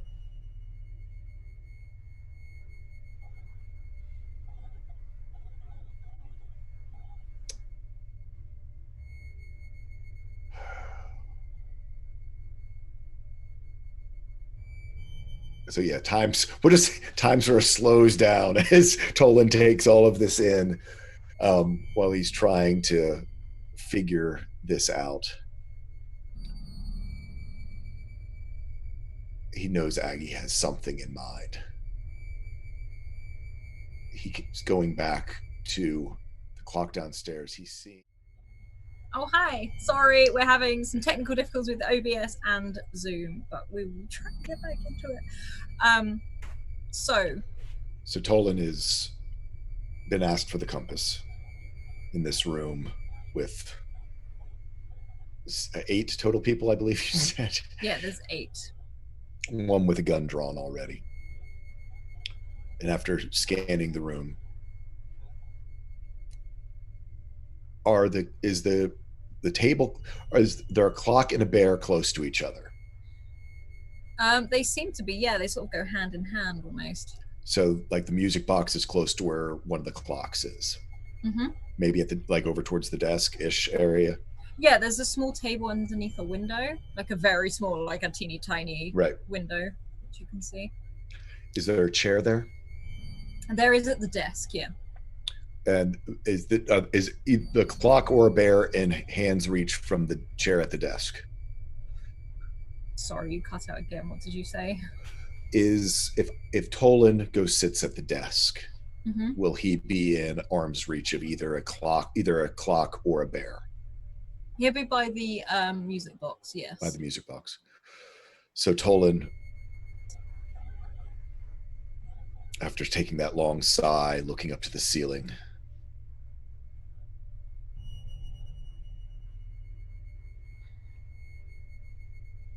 pulls out the compass and begins to hand it to him.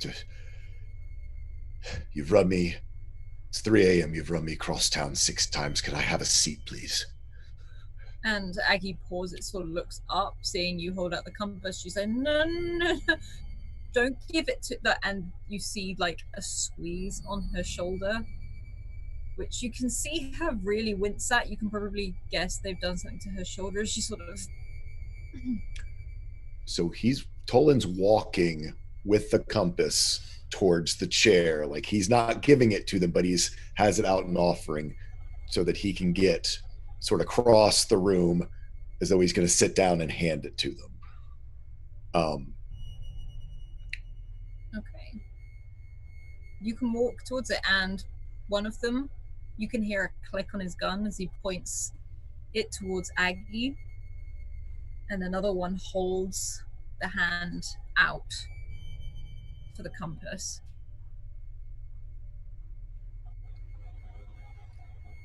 She doesn't look gagged or anything. No. Tell Tom I'm running late. Why couldn't she say it?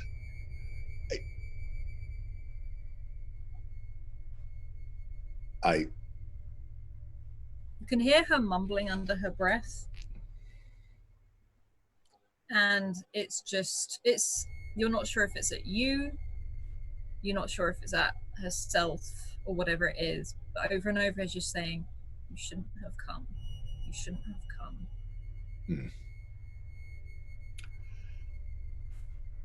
As I sit down, Tolan is taking a leap of faith and again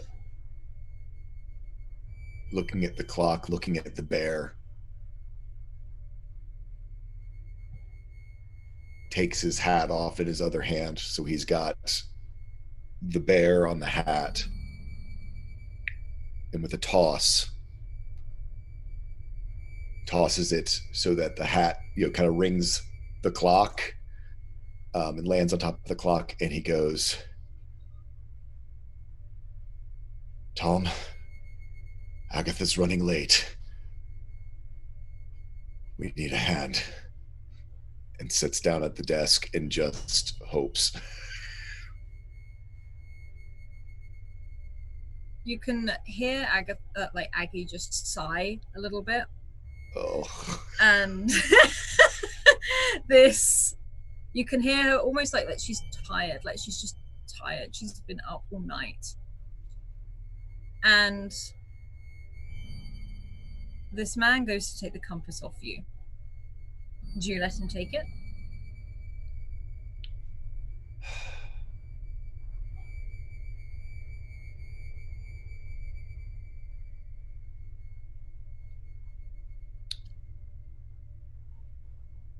The other one's got the gun out, pointed at Aggie, right? Correct. I let him take it. He just takes it from you. Thank you. Thank you for being so cooperative. And one of the others looks over to Paula. We have some opportunities for you if you wish to visit the church at any point.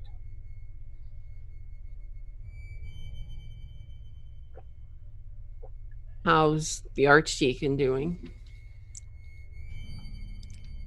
And he smiles. Very much on the mend. Thanks to you, I believe.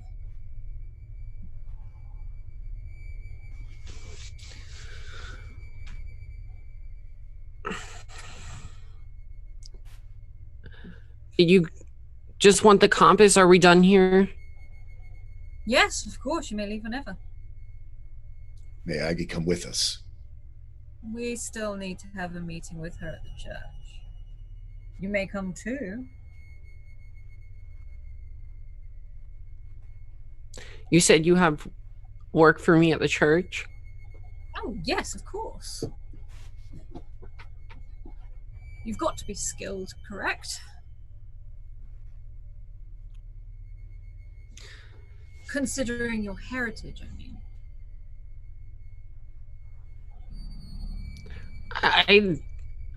I don't ask me about my heritage. I don't know anything. I mean, and he pauses and puts his hands behind his back. You see him slip the compass into like the inside of his jacket. You've been lied to for so long. We had no idea you existed.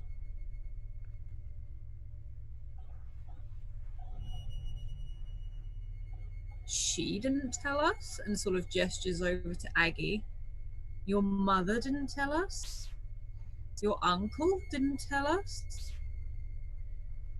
No one told us you existed.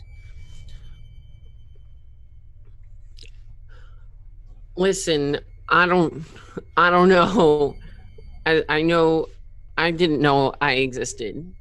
I mean, in that sense. I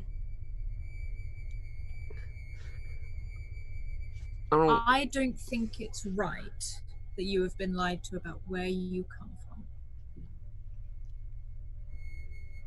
And that's, I agree. It's very frustrating. But what I don't do is kidnap people and beat them up when I'm angry. I didn't kidnap her.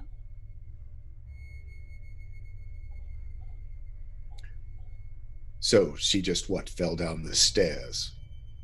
Yes. And he just says it with a very straight face. It's exactly what happened. However, Miss Hacker, we do have information on your father, if you would like it. I know we have archives documenting what he did, where he went. You name it, we've got it.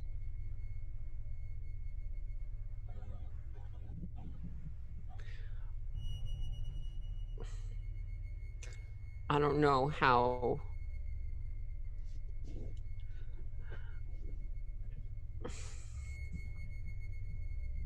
I'm starting to learn to take all information with a grain of salt.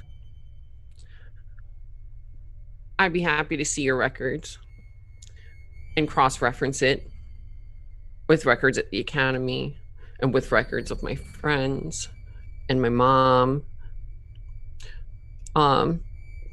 But if those doors are open, I'd be happy to access those records. Of course. They are your family, your father. You deserve to know.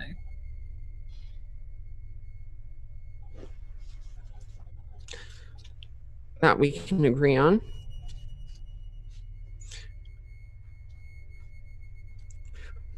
Why do you need Aggie?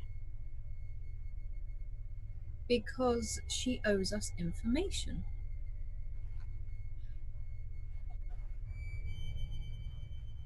Information that we agreed upon sharing, and she never did.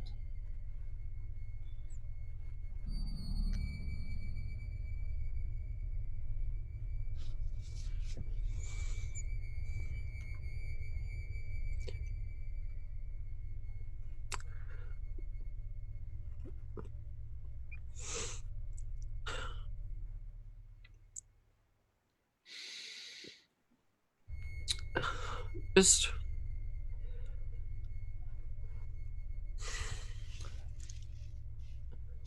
I looked to Aggie and I looked at Talon and so guys.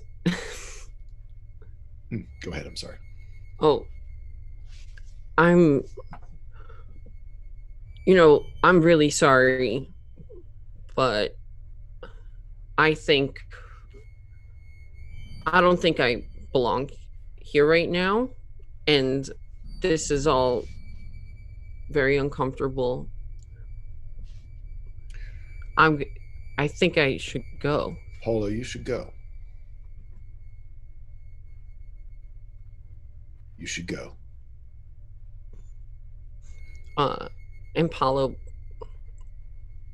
will leave and start dialing her mom. So, Okay. Tolan looks up at this person who's been talking. So, can you make decisions, or are you just taking orders? And he sort of shrugs a little bit. Depends on the level. Can you get in touch with someone who can make a decision? Depends what kind of decision. I'll tell you what really happened that night in the Gardenia district if you take me instead of taking Agatha. You say you want information? I'll give it to you. Roll an intellect for persuasion, please. I'm not going to do an auto success, but I am going to use a advantage because I want the dice to tell this a little bit. But I'm going to put the put the odds in my favor.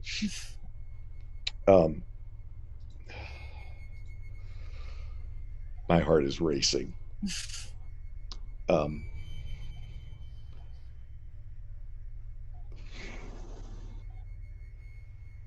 Efforts. Yep. Okay. He looks to you and he sort of squints and he looks you up and down.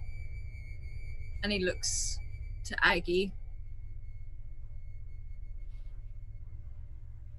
If I don't bring her in, I lose my job. However, I can take you both to someone who can make that decision. Bring them here. We go nowhere near that church. Deal's off. I can give you far more than what you want. Right from the source. Is that what you think? Do you know what's in her head?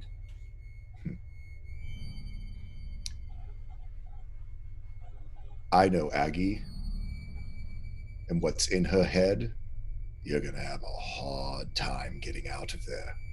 I'm offering you no resistance. I'll tell you what happened. So you can spend the next year on an old lady who, quite frankly, I believe willpower is going to outlast yours, or until she expires and goes on to wherever's next. Or you can leave her be and take me instead and know the real story of the Blightbringer and what drained 10 square blocks of this city of magic. And he pauses again. And you can see him thinking. You can see him looking backwards and forwards to the other members. And on effectively a nat 20, he says, fine. But you come now with no resistance. He, and he sort of gestures to the man with the gun near Aggie, will stay here until he gets my word that you have stepped through those church doors. Agreed. Agreed. And at that, you see Aggie's eyes sort of flash up and look at you. She goes, "What are you doing?" They're not taking you. And she said, "They can't take you either." I've got nothing left but what I have up here. Exactly. And there's more to you than... And she pauses. You're not going. I forbid it.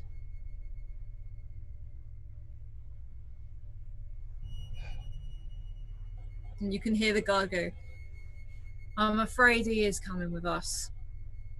And the man sort of opens the door, steps out, and has another one behind you.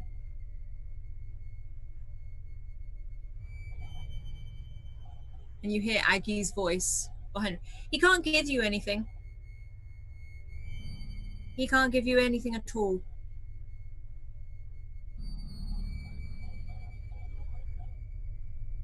And the man starts to walk down the stairs. Tolan follows without resistance. Okay. Paula, where have you gone? Paula is going home. Mm-hmm. Like, she just can't anymore. Just walking? Fast. Power walking. But, yeah. Okay. Reese, you are currently in this dance studio. And this creature, which you can hear still behind the blind, even though Matthias is now sat there with his back to the door, and you can hear it. So it was banging for a while, not like banging to get in, but like patting the window. You can just hear it louder because it's a pane of glass. So you do see it start to move on, sort of half wander away. And Matthias looks at you. Okay. Now, I didn't think they could talk. What the hell do we do now? I haven't heard anything back from Paula yet. I haven't heard anything from Tolan or...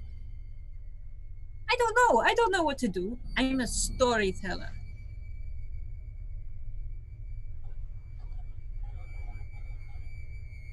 Well, if you were going to tell the story of what's been happening with whatever information you have, what would be the next step for the church?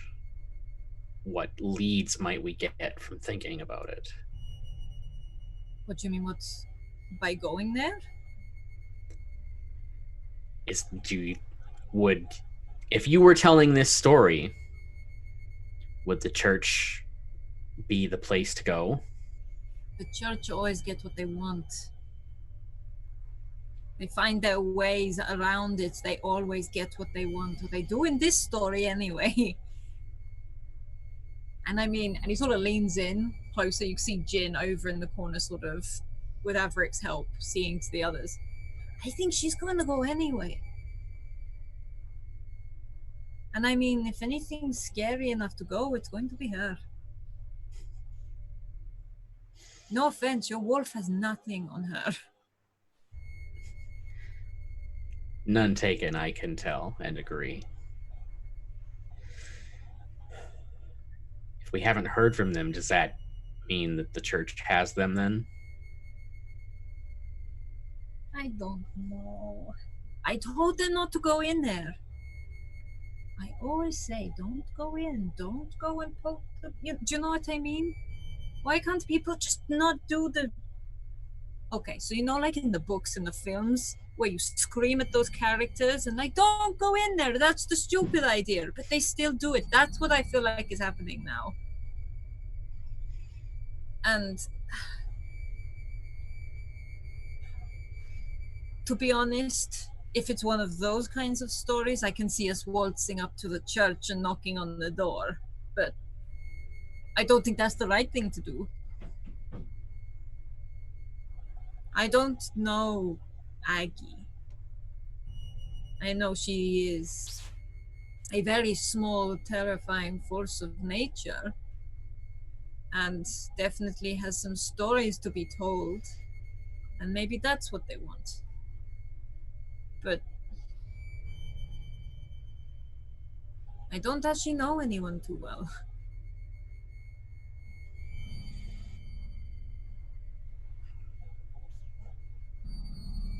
And I don't know what the hell these things are.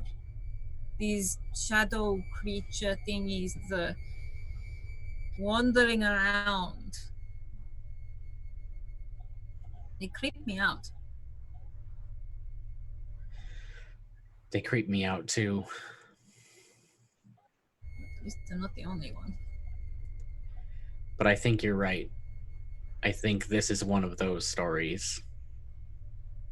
And I think my only option is to go waltz right up to the church.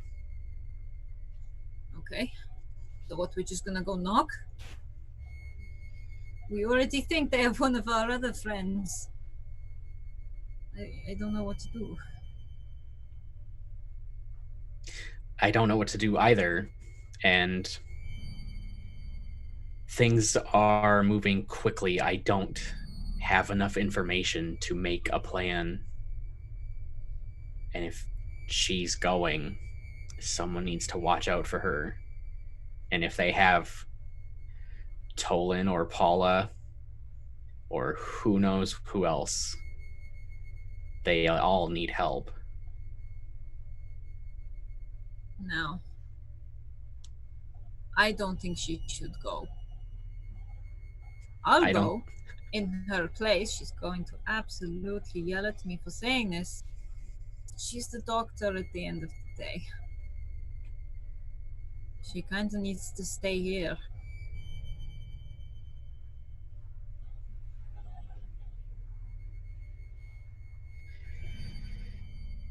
Well, whichever of you is going, I'm coming with. Okay. Give me a moment. And you see him wander over to Jin. For a moment, there's some yelling. There's a lot of sort of tense talking. There's not a lot of there's not much else, but it's more sort of just loud noises and large arm gestures. And after probably about 10 minutes, Matthias comes back. Okay, if I have 10 minutes, Reese pulls out his pipe and smokes. Yeah, you can literally light up a smoke whilst you see in the background all this going on. Averick is trying to, you can see Matthias gesturing towards Rickard and the other. And Matthias, standing a little bit taller, walks over to you. After great deliberation, I will be coming with you. It is better for our medical friend here to stay and look after the others. Plus, I have some questions for the church of my own. Sounds like a sound decision. Maybe not a good decision, but a sound decision. Oh gosh, okay, here we go. And you sort of see him slump on this jacket and he sort of does the bending of the arms. Hello, readers.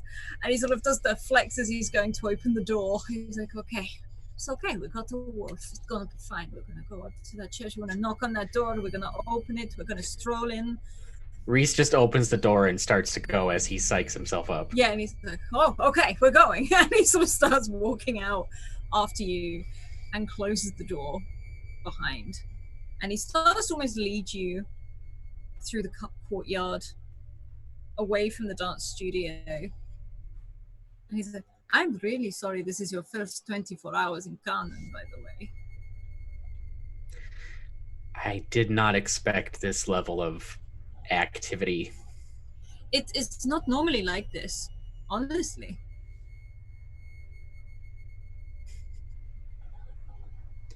I feel like you say that, but you also said that life's been pretty crazy for weeks now. Okay, well, before this, I used to go stand in that town square and put right there, and he points towards the season tree as you round the corner, this huge light source. I would stand there and I would tell my stories. And life was simple. And then all this weird shit started to happen. And now I'm strolling up to the church with a man I don't really know who has a giant wolf. And you can see Astrid sort of again that as she breathes out. Yes, that. I'm not going to go knock on the church door. They hate people like me. Like, they really hate people like me. So, this is going to be an interesting one. Hold on to your hats, as they say. I know you don't have a hat, but it's a metaphor. Okay. So, and he sort of walks you through, and he's sort of chatting through this the entire time. And after about 20 minutes, you round on this huge building. This almost like cathedral-esque building. Huge, almost Gothic-like towers, big stained glass window, very much similar to the one at the academy that you passed. And these large, sort of very great marble steps that lead all the way up to these huge wooden doors. Okay. I'm going to go and knock. This is the plan, okay? I'm going to go and knock.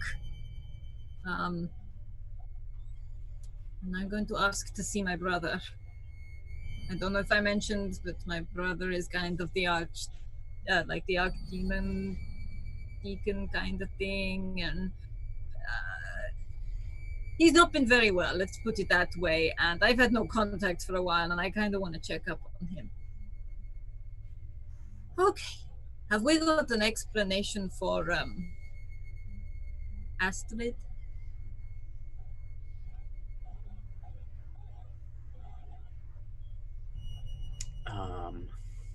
Like just a big dog or something? I mean, you can hear a growl from her as he says that. I can't think of what it is off the top of my head, but Reese will make a comment about how she's been trained to like help him with things. Yeah. Oh. And he sort of says, okay, we can try that. Okay. And he walks up these great steps. And you see him hover for a moment over by the door. And he bangs hard with his fist on this door. And we're going to hop back over to Paula. Paula, you're effectively running home. It's like a light jog by now. Mm-hmm. The streets are fairly empty, but there doesn't seem to be a lot of people out. If there are, the lights aren't even fully lit up. But you manage to get home. You get to your flat, put the keys in the lock, you open, and your mum is sat at the sort of the kitchen table, sort of looks up at you, smiles, has a cup of tea in her hands. You can see Felonius trying to she's got like a sandwich on a plate, and he's trying to like scrape it off the plate while she's not looking. I said, oh, hi love, how have you been? Where have you been? It's late. It is late. What are you doing up? Waiting for you. Yeah, sorry. Okay.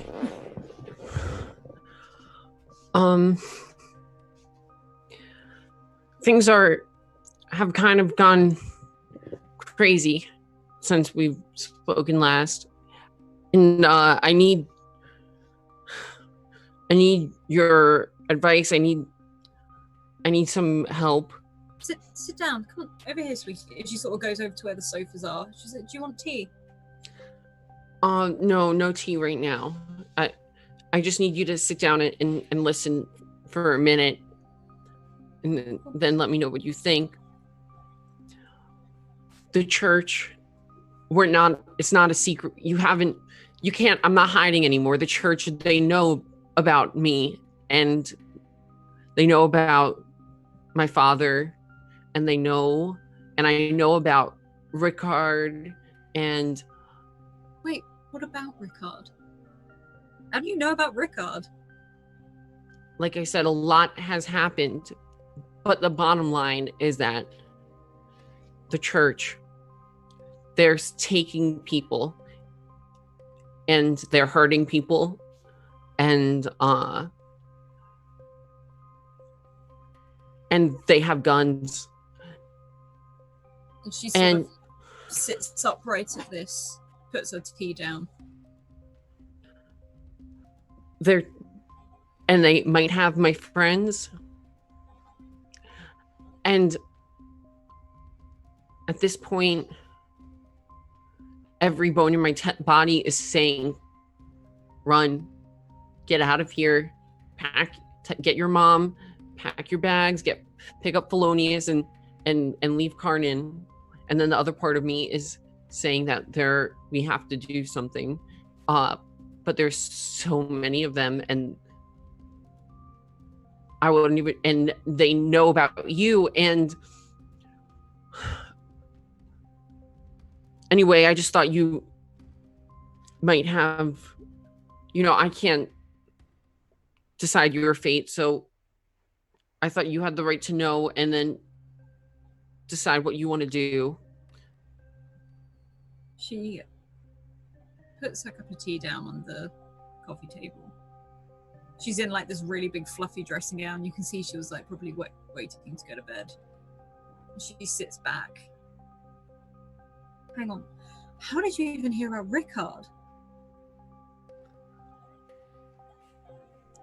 Edric had a secret room in the library, which we found by accident because we were getting chased by the shadow monsters, and we flew through the window. Matthias, you haven't met Matthias. You flew? Like I said, Mom, that's all details. That's we can't get caught up in the details right now. This is a time for we have to make decisions, because I don't know how much longer we have before things just keep getting worse and worse. And it feels like over the past couple of weeks, it's just like exponentially, just things just keep on happening faster and more severe. And I've been chased twice tonight, Mom. The shadows have chased me twice, and I just don't. We have to make a plan, and you have to make a plan. I know I can't leave. I have to do something, but you have to make a plan. You should leave or get out of Karnan. And I'm not leaving, especially if you are staying. This is my home. I can defend it as much as you. They'll hurt you. If I saw a woman tonight that they had battered.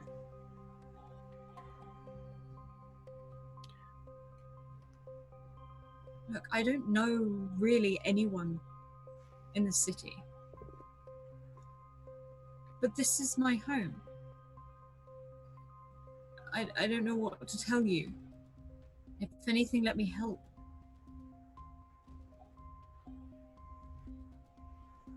And as she pauses again, are you telling me you've met Rickard? Yes, I've met Rickard, and I don't even know if he's still alive, if I'm being honest. She sits upright, almost not here. She goes, bastard, I thought he was dead. He might be, Mom. That's what I'm trying to say. He was alive tonight when I met him, and now I don't even know. He was attacked again by the shadows or the church, or I don't know, but it's not safe here. I know Matthias's mom lives outside of the city in the hills, and I think you should go.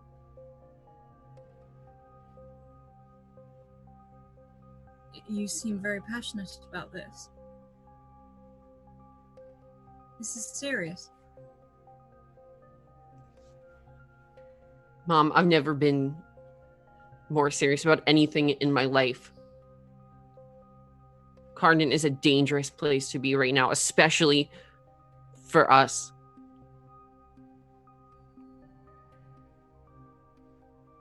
Okay. But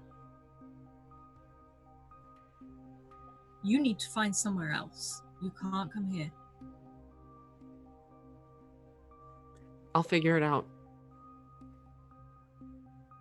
And you message me every day. Hang on. Am I going to go stay with this person I've never met's mother? Yeah, I mean, I'm there. Does she If like I- cats? I don't know, if I'm honest, but if she's anything like Matthias, she'll be very nice. She'll be a very nice woman. If she's anything like her other son, the Archdeacon, then, well, I mean, you'll figure it out, Mom.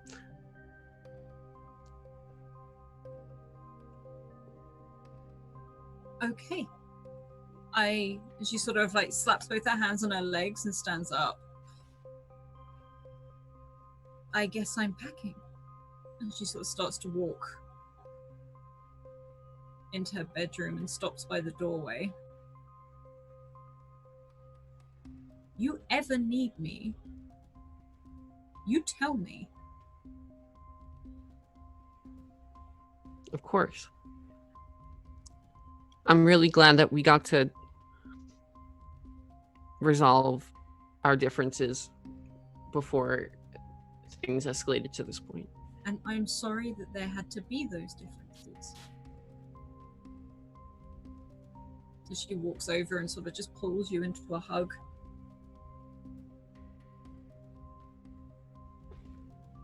We'll sort this. Things change. We have to move. Of course. We move. Of course. And I'll of course, like you said, I'll call you every day and I'll keep you posted in case things change or improve. But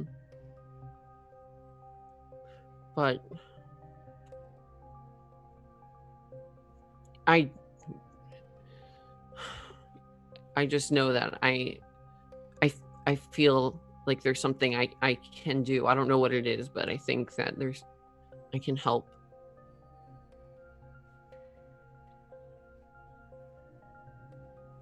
Okay. What are you going to do now?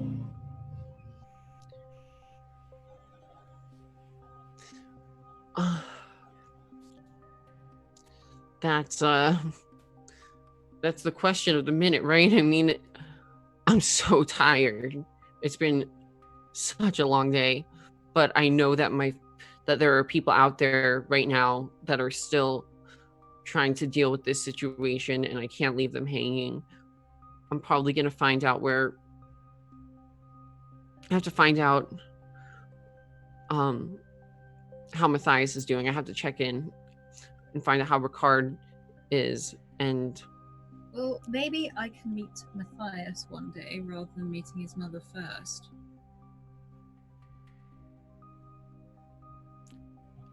You mean like before you leave? At some point, when I'm fine meeting his mother first.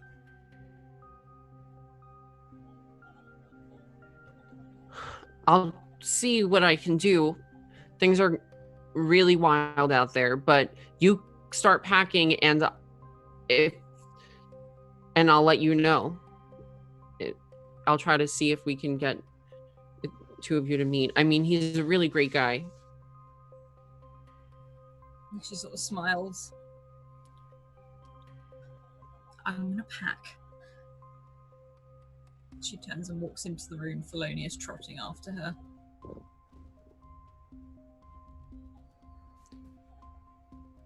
Okay. I'm gonna go, but you let me know if anything happens Okay? Of course. And she sort of waves her phone at you and puts it in her dressing gown pocket. Be safe. Okay, be safe, Mom. Love you. Love you.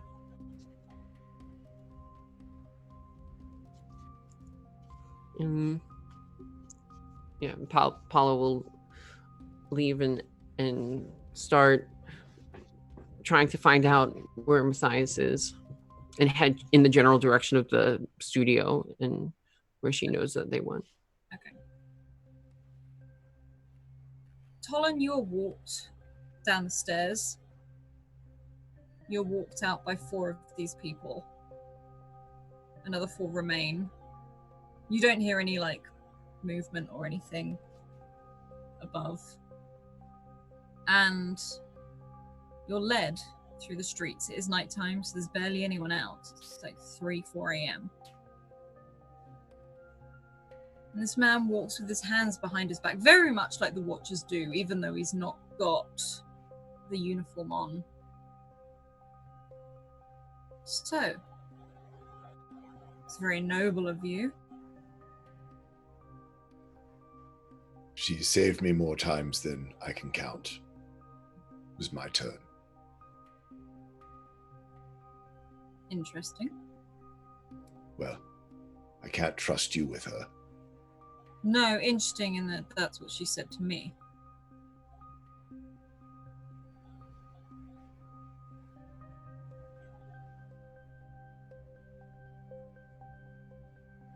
He keeps walking down those cobbled steps. You're both sort of like maybe 3 or 4 steps further along than the others. There's one in front, one behind, and 2 either side. And it's almost like he's talking in a slightly lower, hushed tone.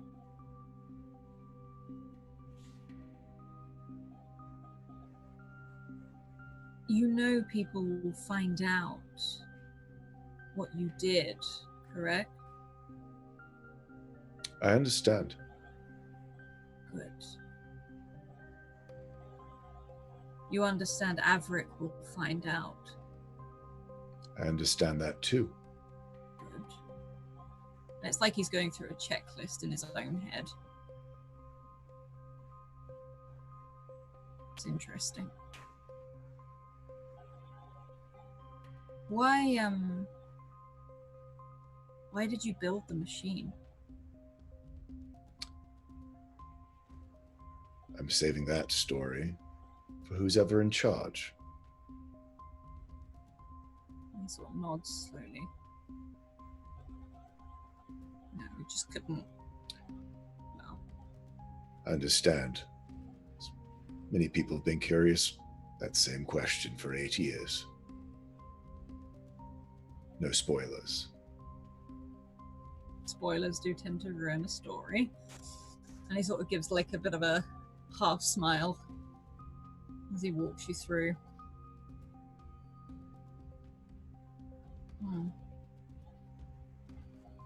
What's it like?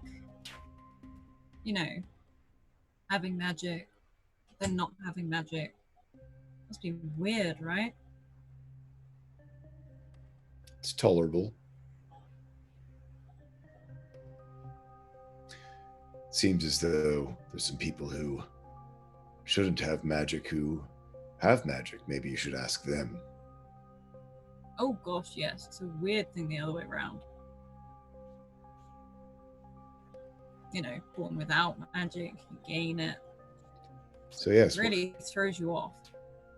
what's it feel like to steal someone's soul and you know that it's not your own? He shrugs. I don't have magic. Good. He nods. It's fascinating, though. I have to say. And he continues walking in silence.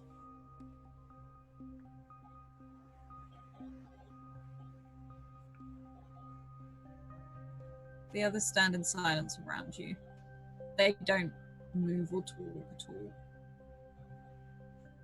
And very soon, you reach the season tree.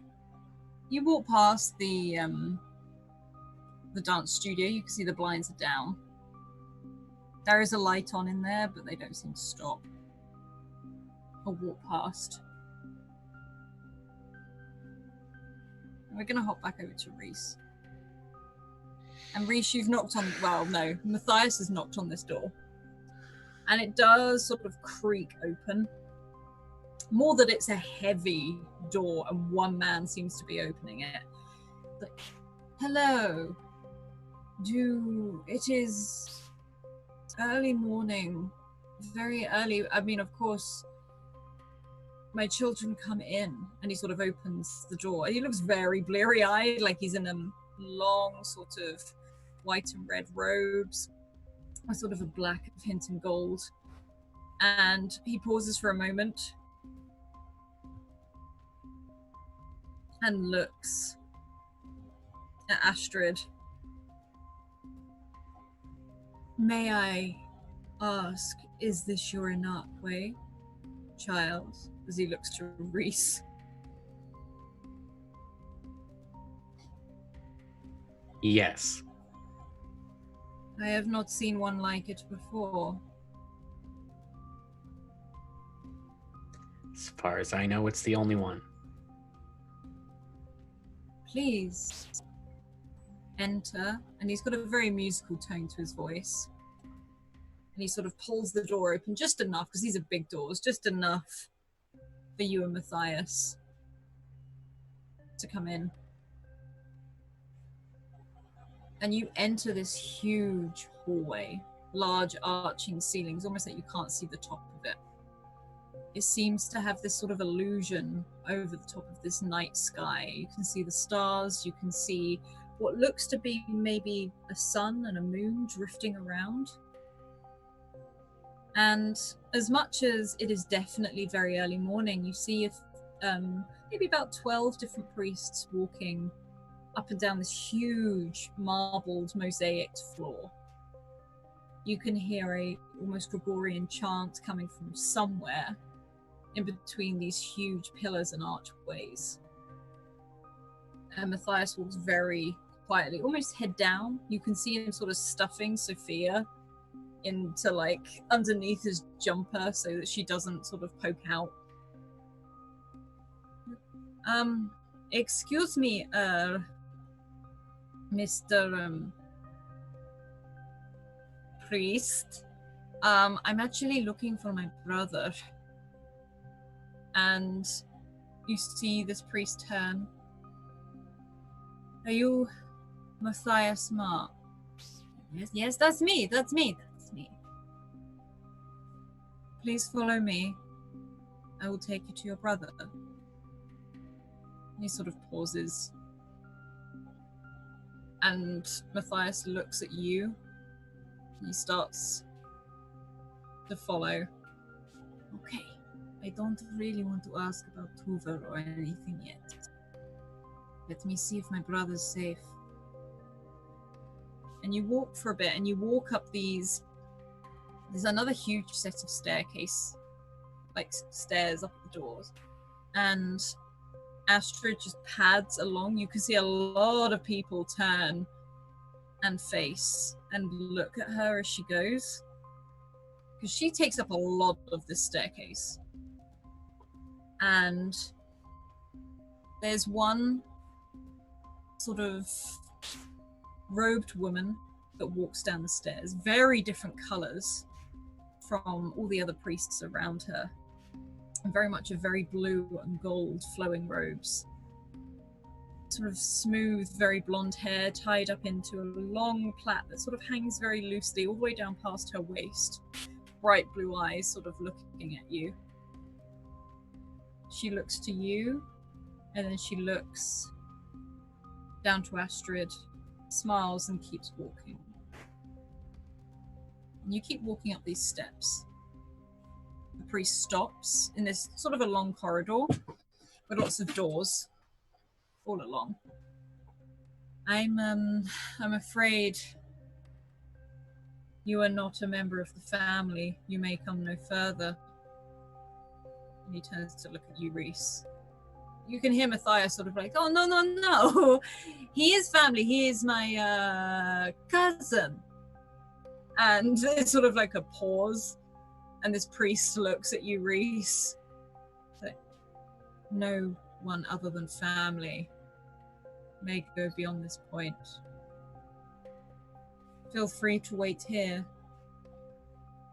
Or pass through those doors and wait.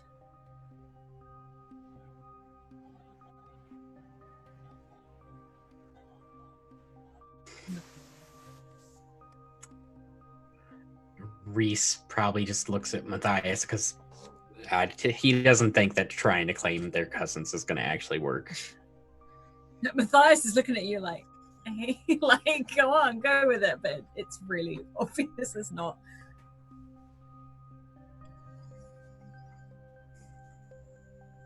I guess we'll wait here then. And the priest gives you a bit of a bow.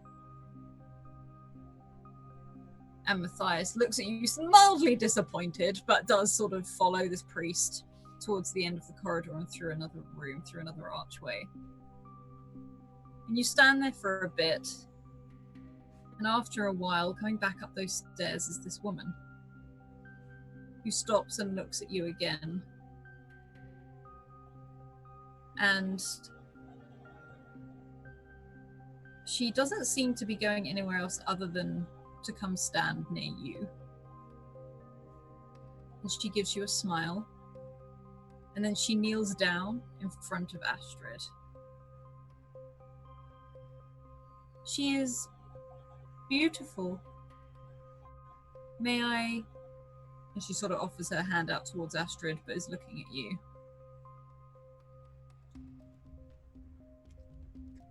Of course.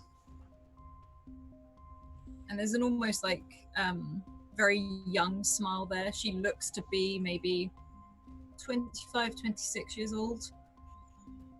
And she reaches out and just touches Astrid's, like the side of Astrid's muzzle, and then pushes her hand up into the fur and just starts like scratching by the ear. And you can actually see Astrid sort of lean into it a little bit. And as she does and reaches in, you notice her long blonde hair start to change to the same coppery red of Astrid's fur. And she smiles. She's very beautiful. You are Reese, correct? This is a red wolf. How do you know that? How do you know my name? You wear it openly. And she smiles.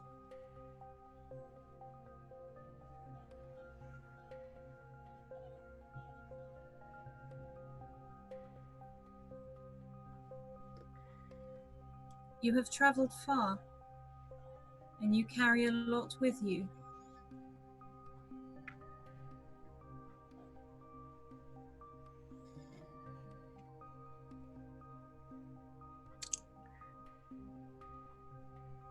I would suggest you be careful what you say next. And she smiles. I understand. And she stands, and her blue and gold robes that are actually very simple in shape. She stands. I am sorry if I have offended you.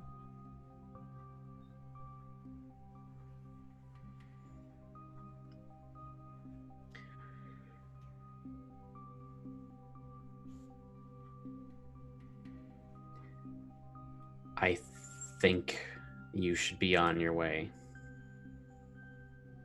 And she gives like her head a little bow towards you. And she starts to walk towards the door in the opposite direction. And she opens the door. It wasn't your fault. And she closes the door behind her. And you can hear the footsteps walk away down the hall. Like you can hear the echo on the stone.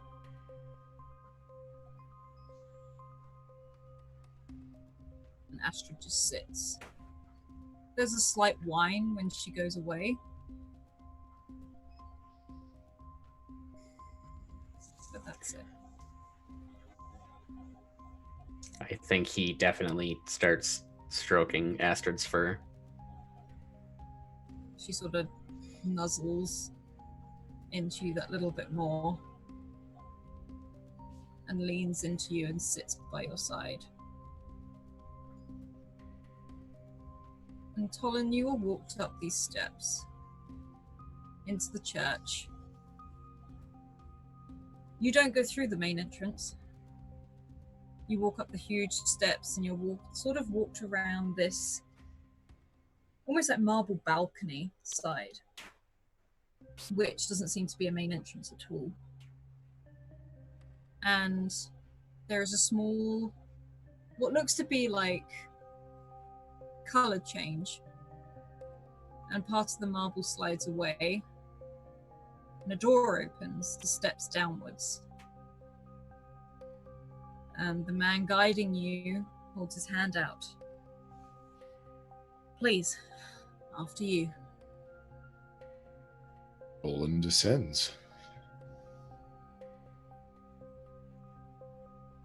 And you see him turn around and look to the others. I'll take it from here. And he closes the door on them. So not to the seers or to the towers? Not yet. Please. Follow. And he starts to walk down. It is dark down here. It's, as he goes, you can see parts of the wall, these crystals set in, lit up. You get deeper and deeper.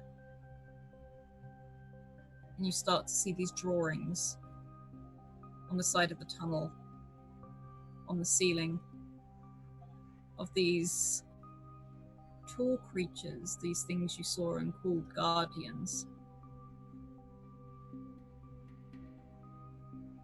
You see a season tree. You see mountains. You see huge, what can only be described as giants. Strange creatures, almost like animals, but slightly different. As you descend deeper and deeper into the base of the church. Paula, you leave your mum's apartment. You're up on that balcony where the trams go. You close the door behind you. Thelonious is sort of at the window by where your mum's bedroom is. Not really doing much, just like sort of content, sort of, you know, that sort of soft sort of squint of the eye, looking at you go. And at the end of the balcony, the shadow creature stands. Just watching. Not moving. But it stands there. As if it's waiting for a tram.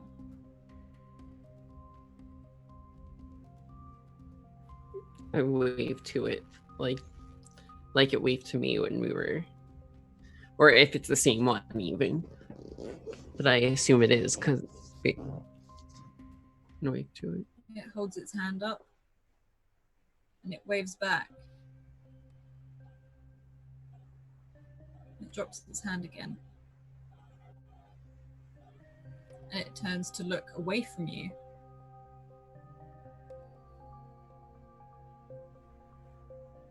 And then it looks back. And almost very repetitively, it raises its hand, it waves, puts it down, it turns away, it turns back, it holds up its hand, and it waves. And then it sort of, you can see Thelonious scratching at the window now. Sort of jumping up claws, not really making much of a noise, but padding at the window. And this shadow pauses, looks confused, more in like its actual body movements than anything else. And it reaches in what you can imagine is maybe where a pocket would be. And it pulls out a set of keys, holds them over the balcony, and drops them in the waterway. And that's where we'll leave Jaws of Dunera this week.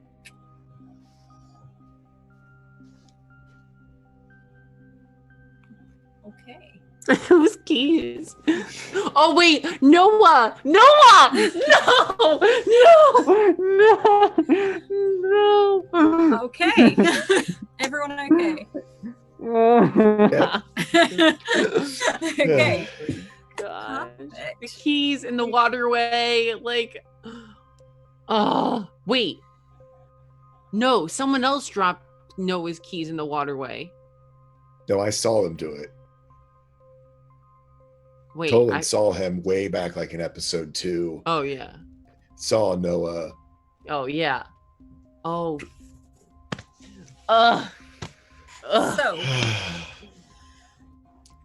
hi everyone, please check out our Discord. The Discord is where, at the moment, lately, what I'm loving is people are going and yelling in the Doors of Dunera chat and sort of trying to guess all the theories, what their theories are, and what all these things can mean. We'd love to hear your favorite bits, and what you think of these wonderful characters, because I love them all. So that, please check out our Twitter. If you have missed any of these episodes, you can find them all on a playlist on YouTube if you want to catch up. We do have a rerun every Friday with the cast in chat. I'm trying to think now. I think that's all good. We have got a lovely website for Doors of Dunera, which is being updated. Also, a huge thank you to our wonderful sponsors, who we could not do this without, in the form of a deck of many. You can go check out their really awesome animated magic cards, and also Maychan Press, which you can see their dark matter resources like run on Thursday in Argo 37. Otherwise, keep evoking emotions, and we'll see you next week. There's only 2 or 3 left of the series. This season, rather. This season. This is fine. See you later. Bye.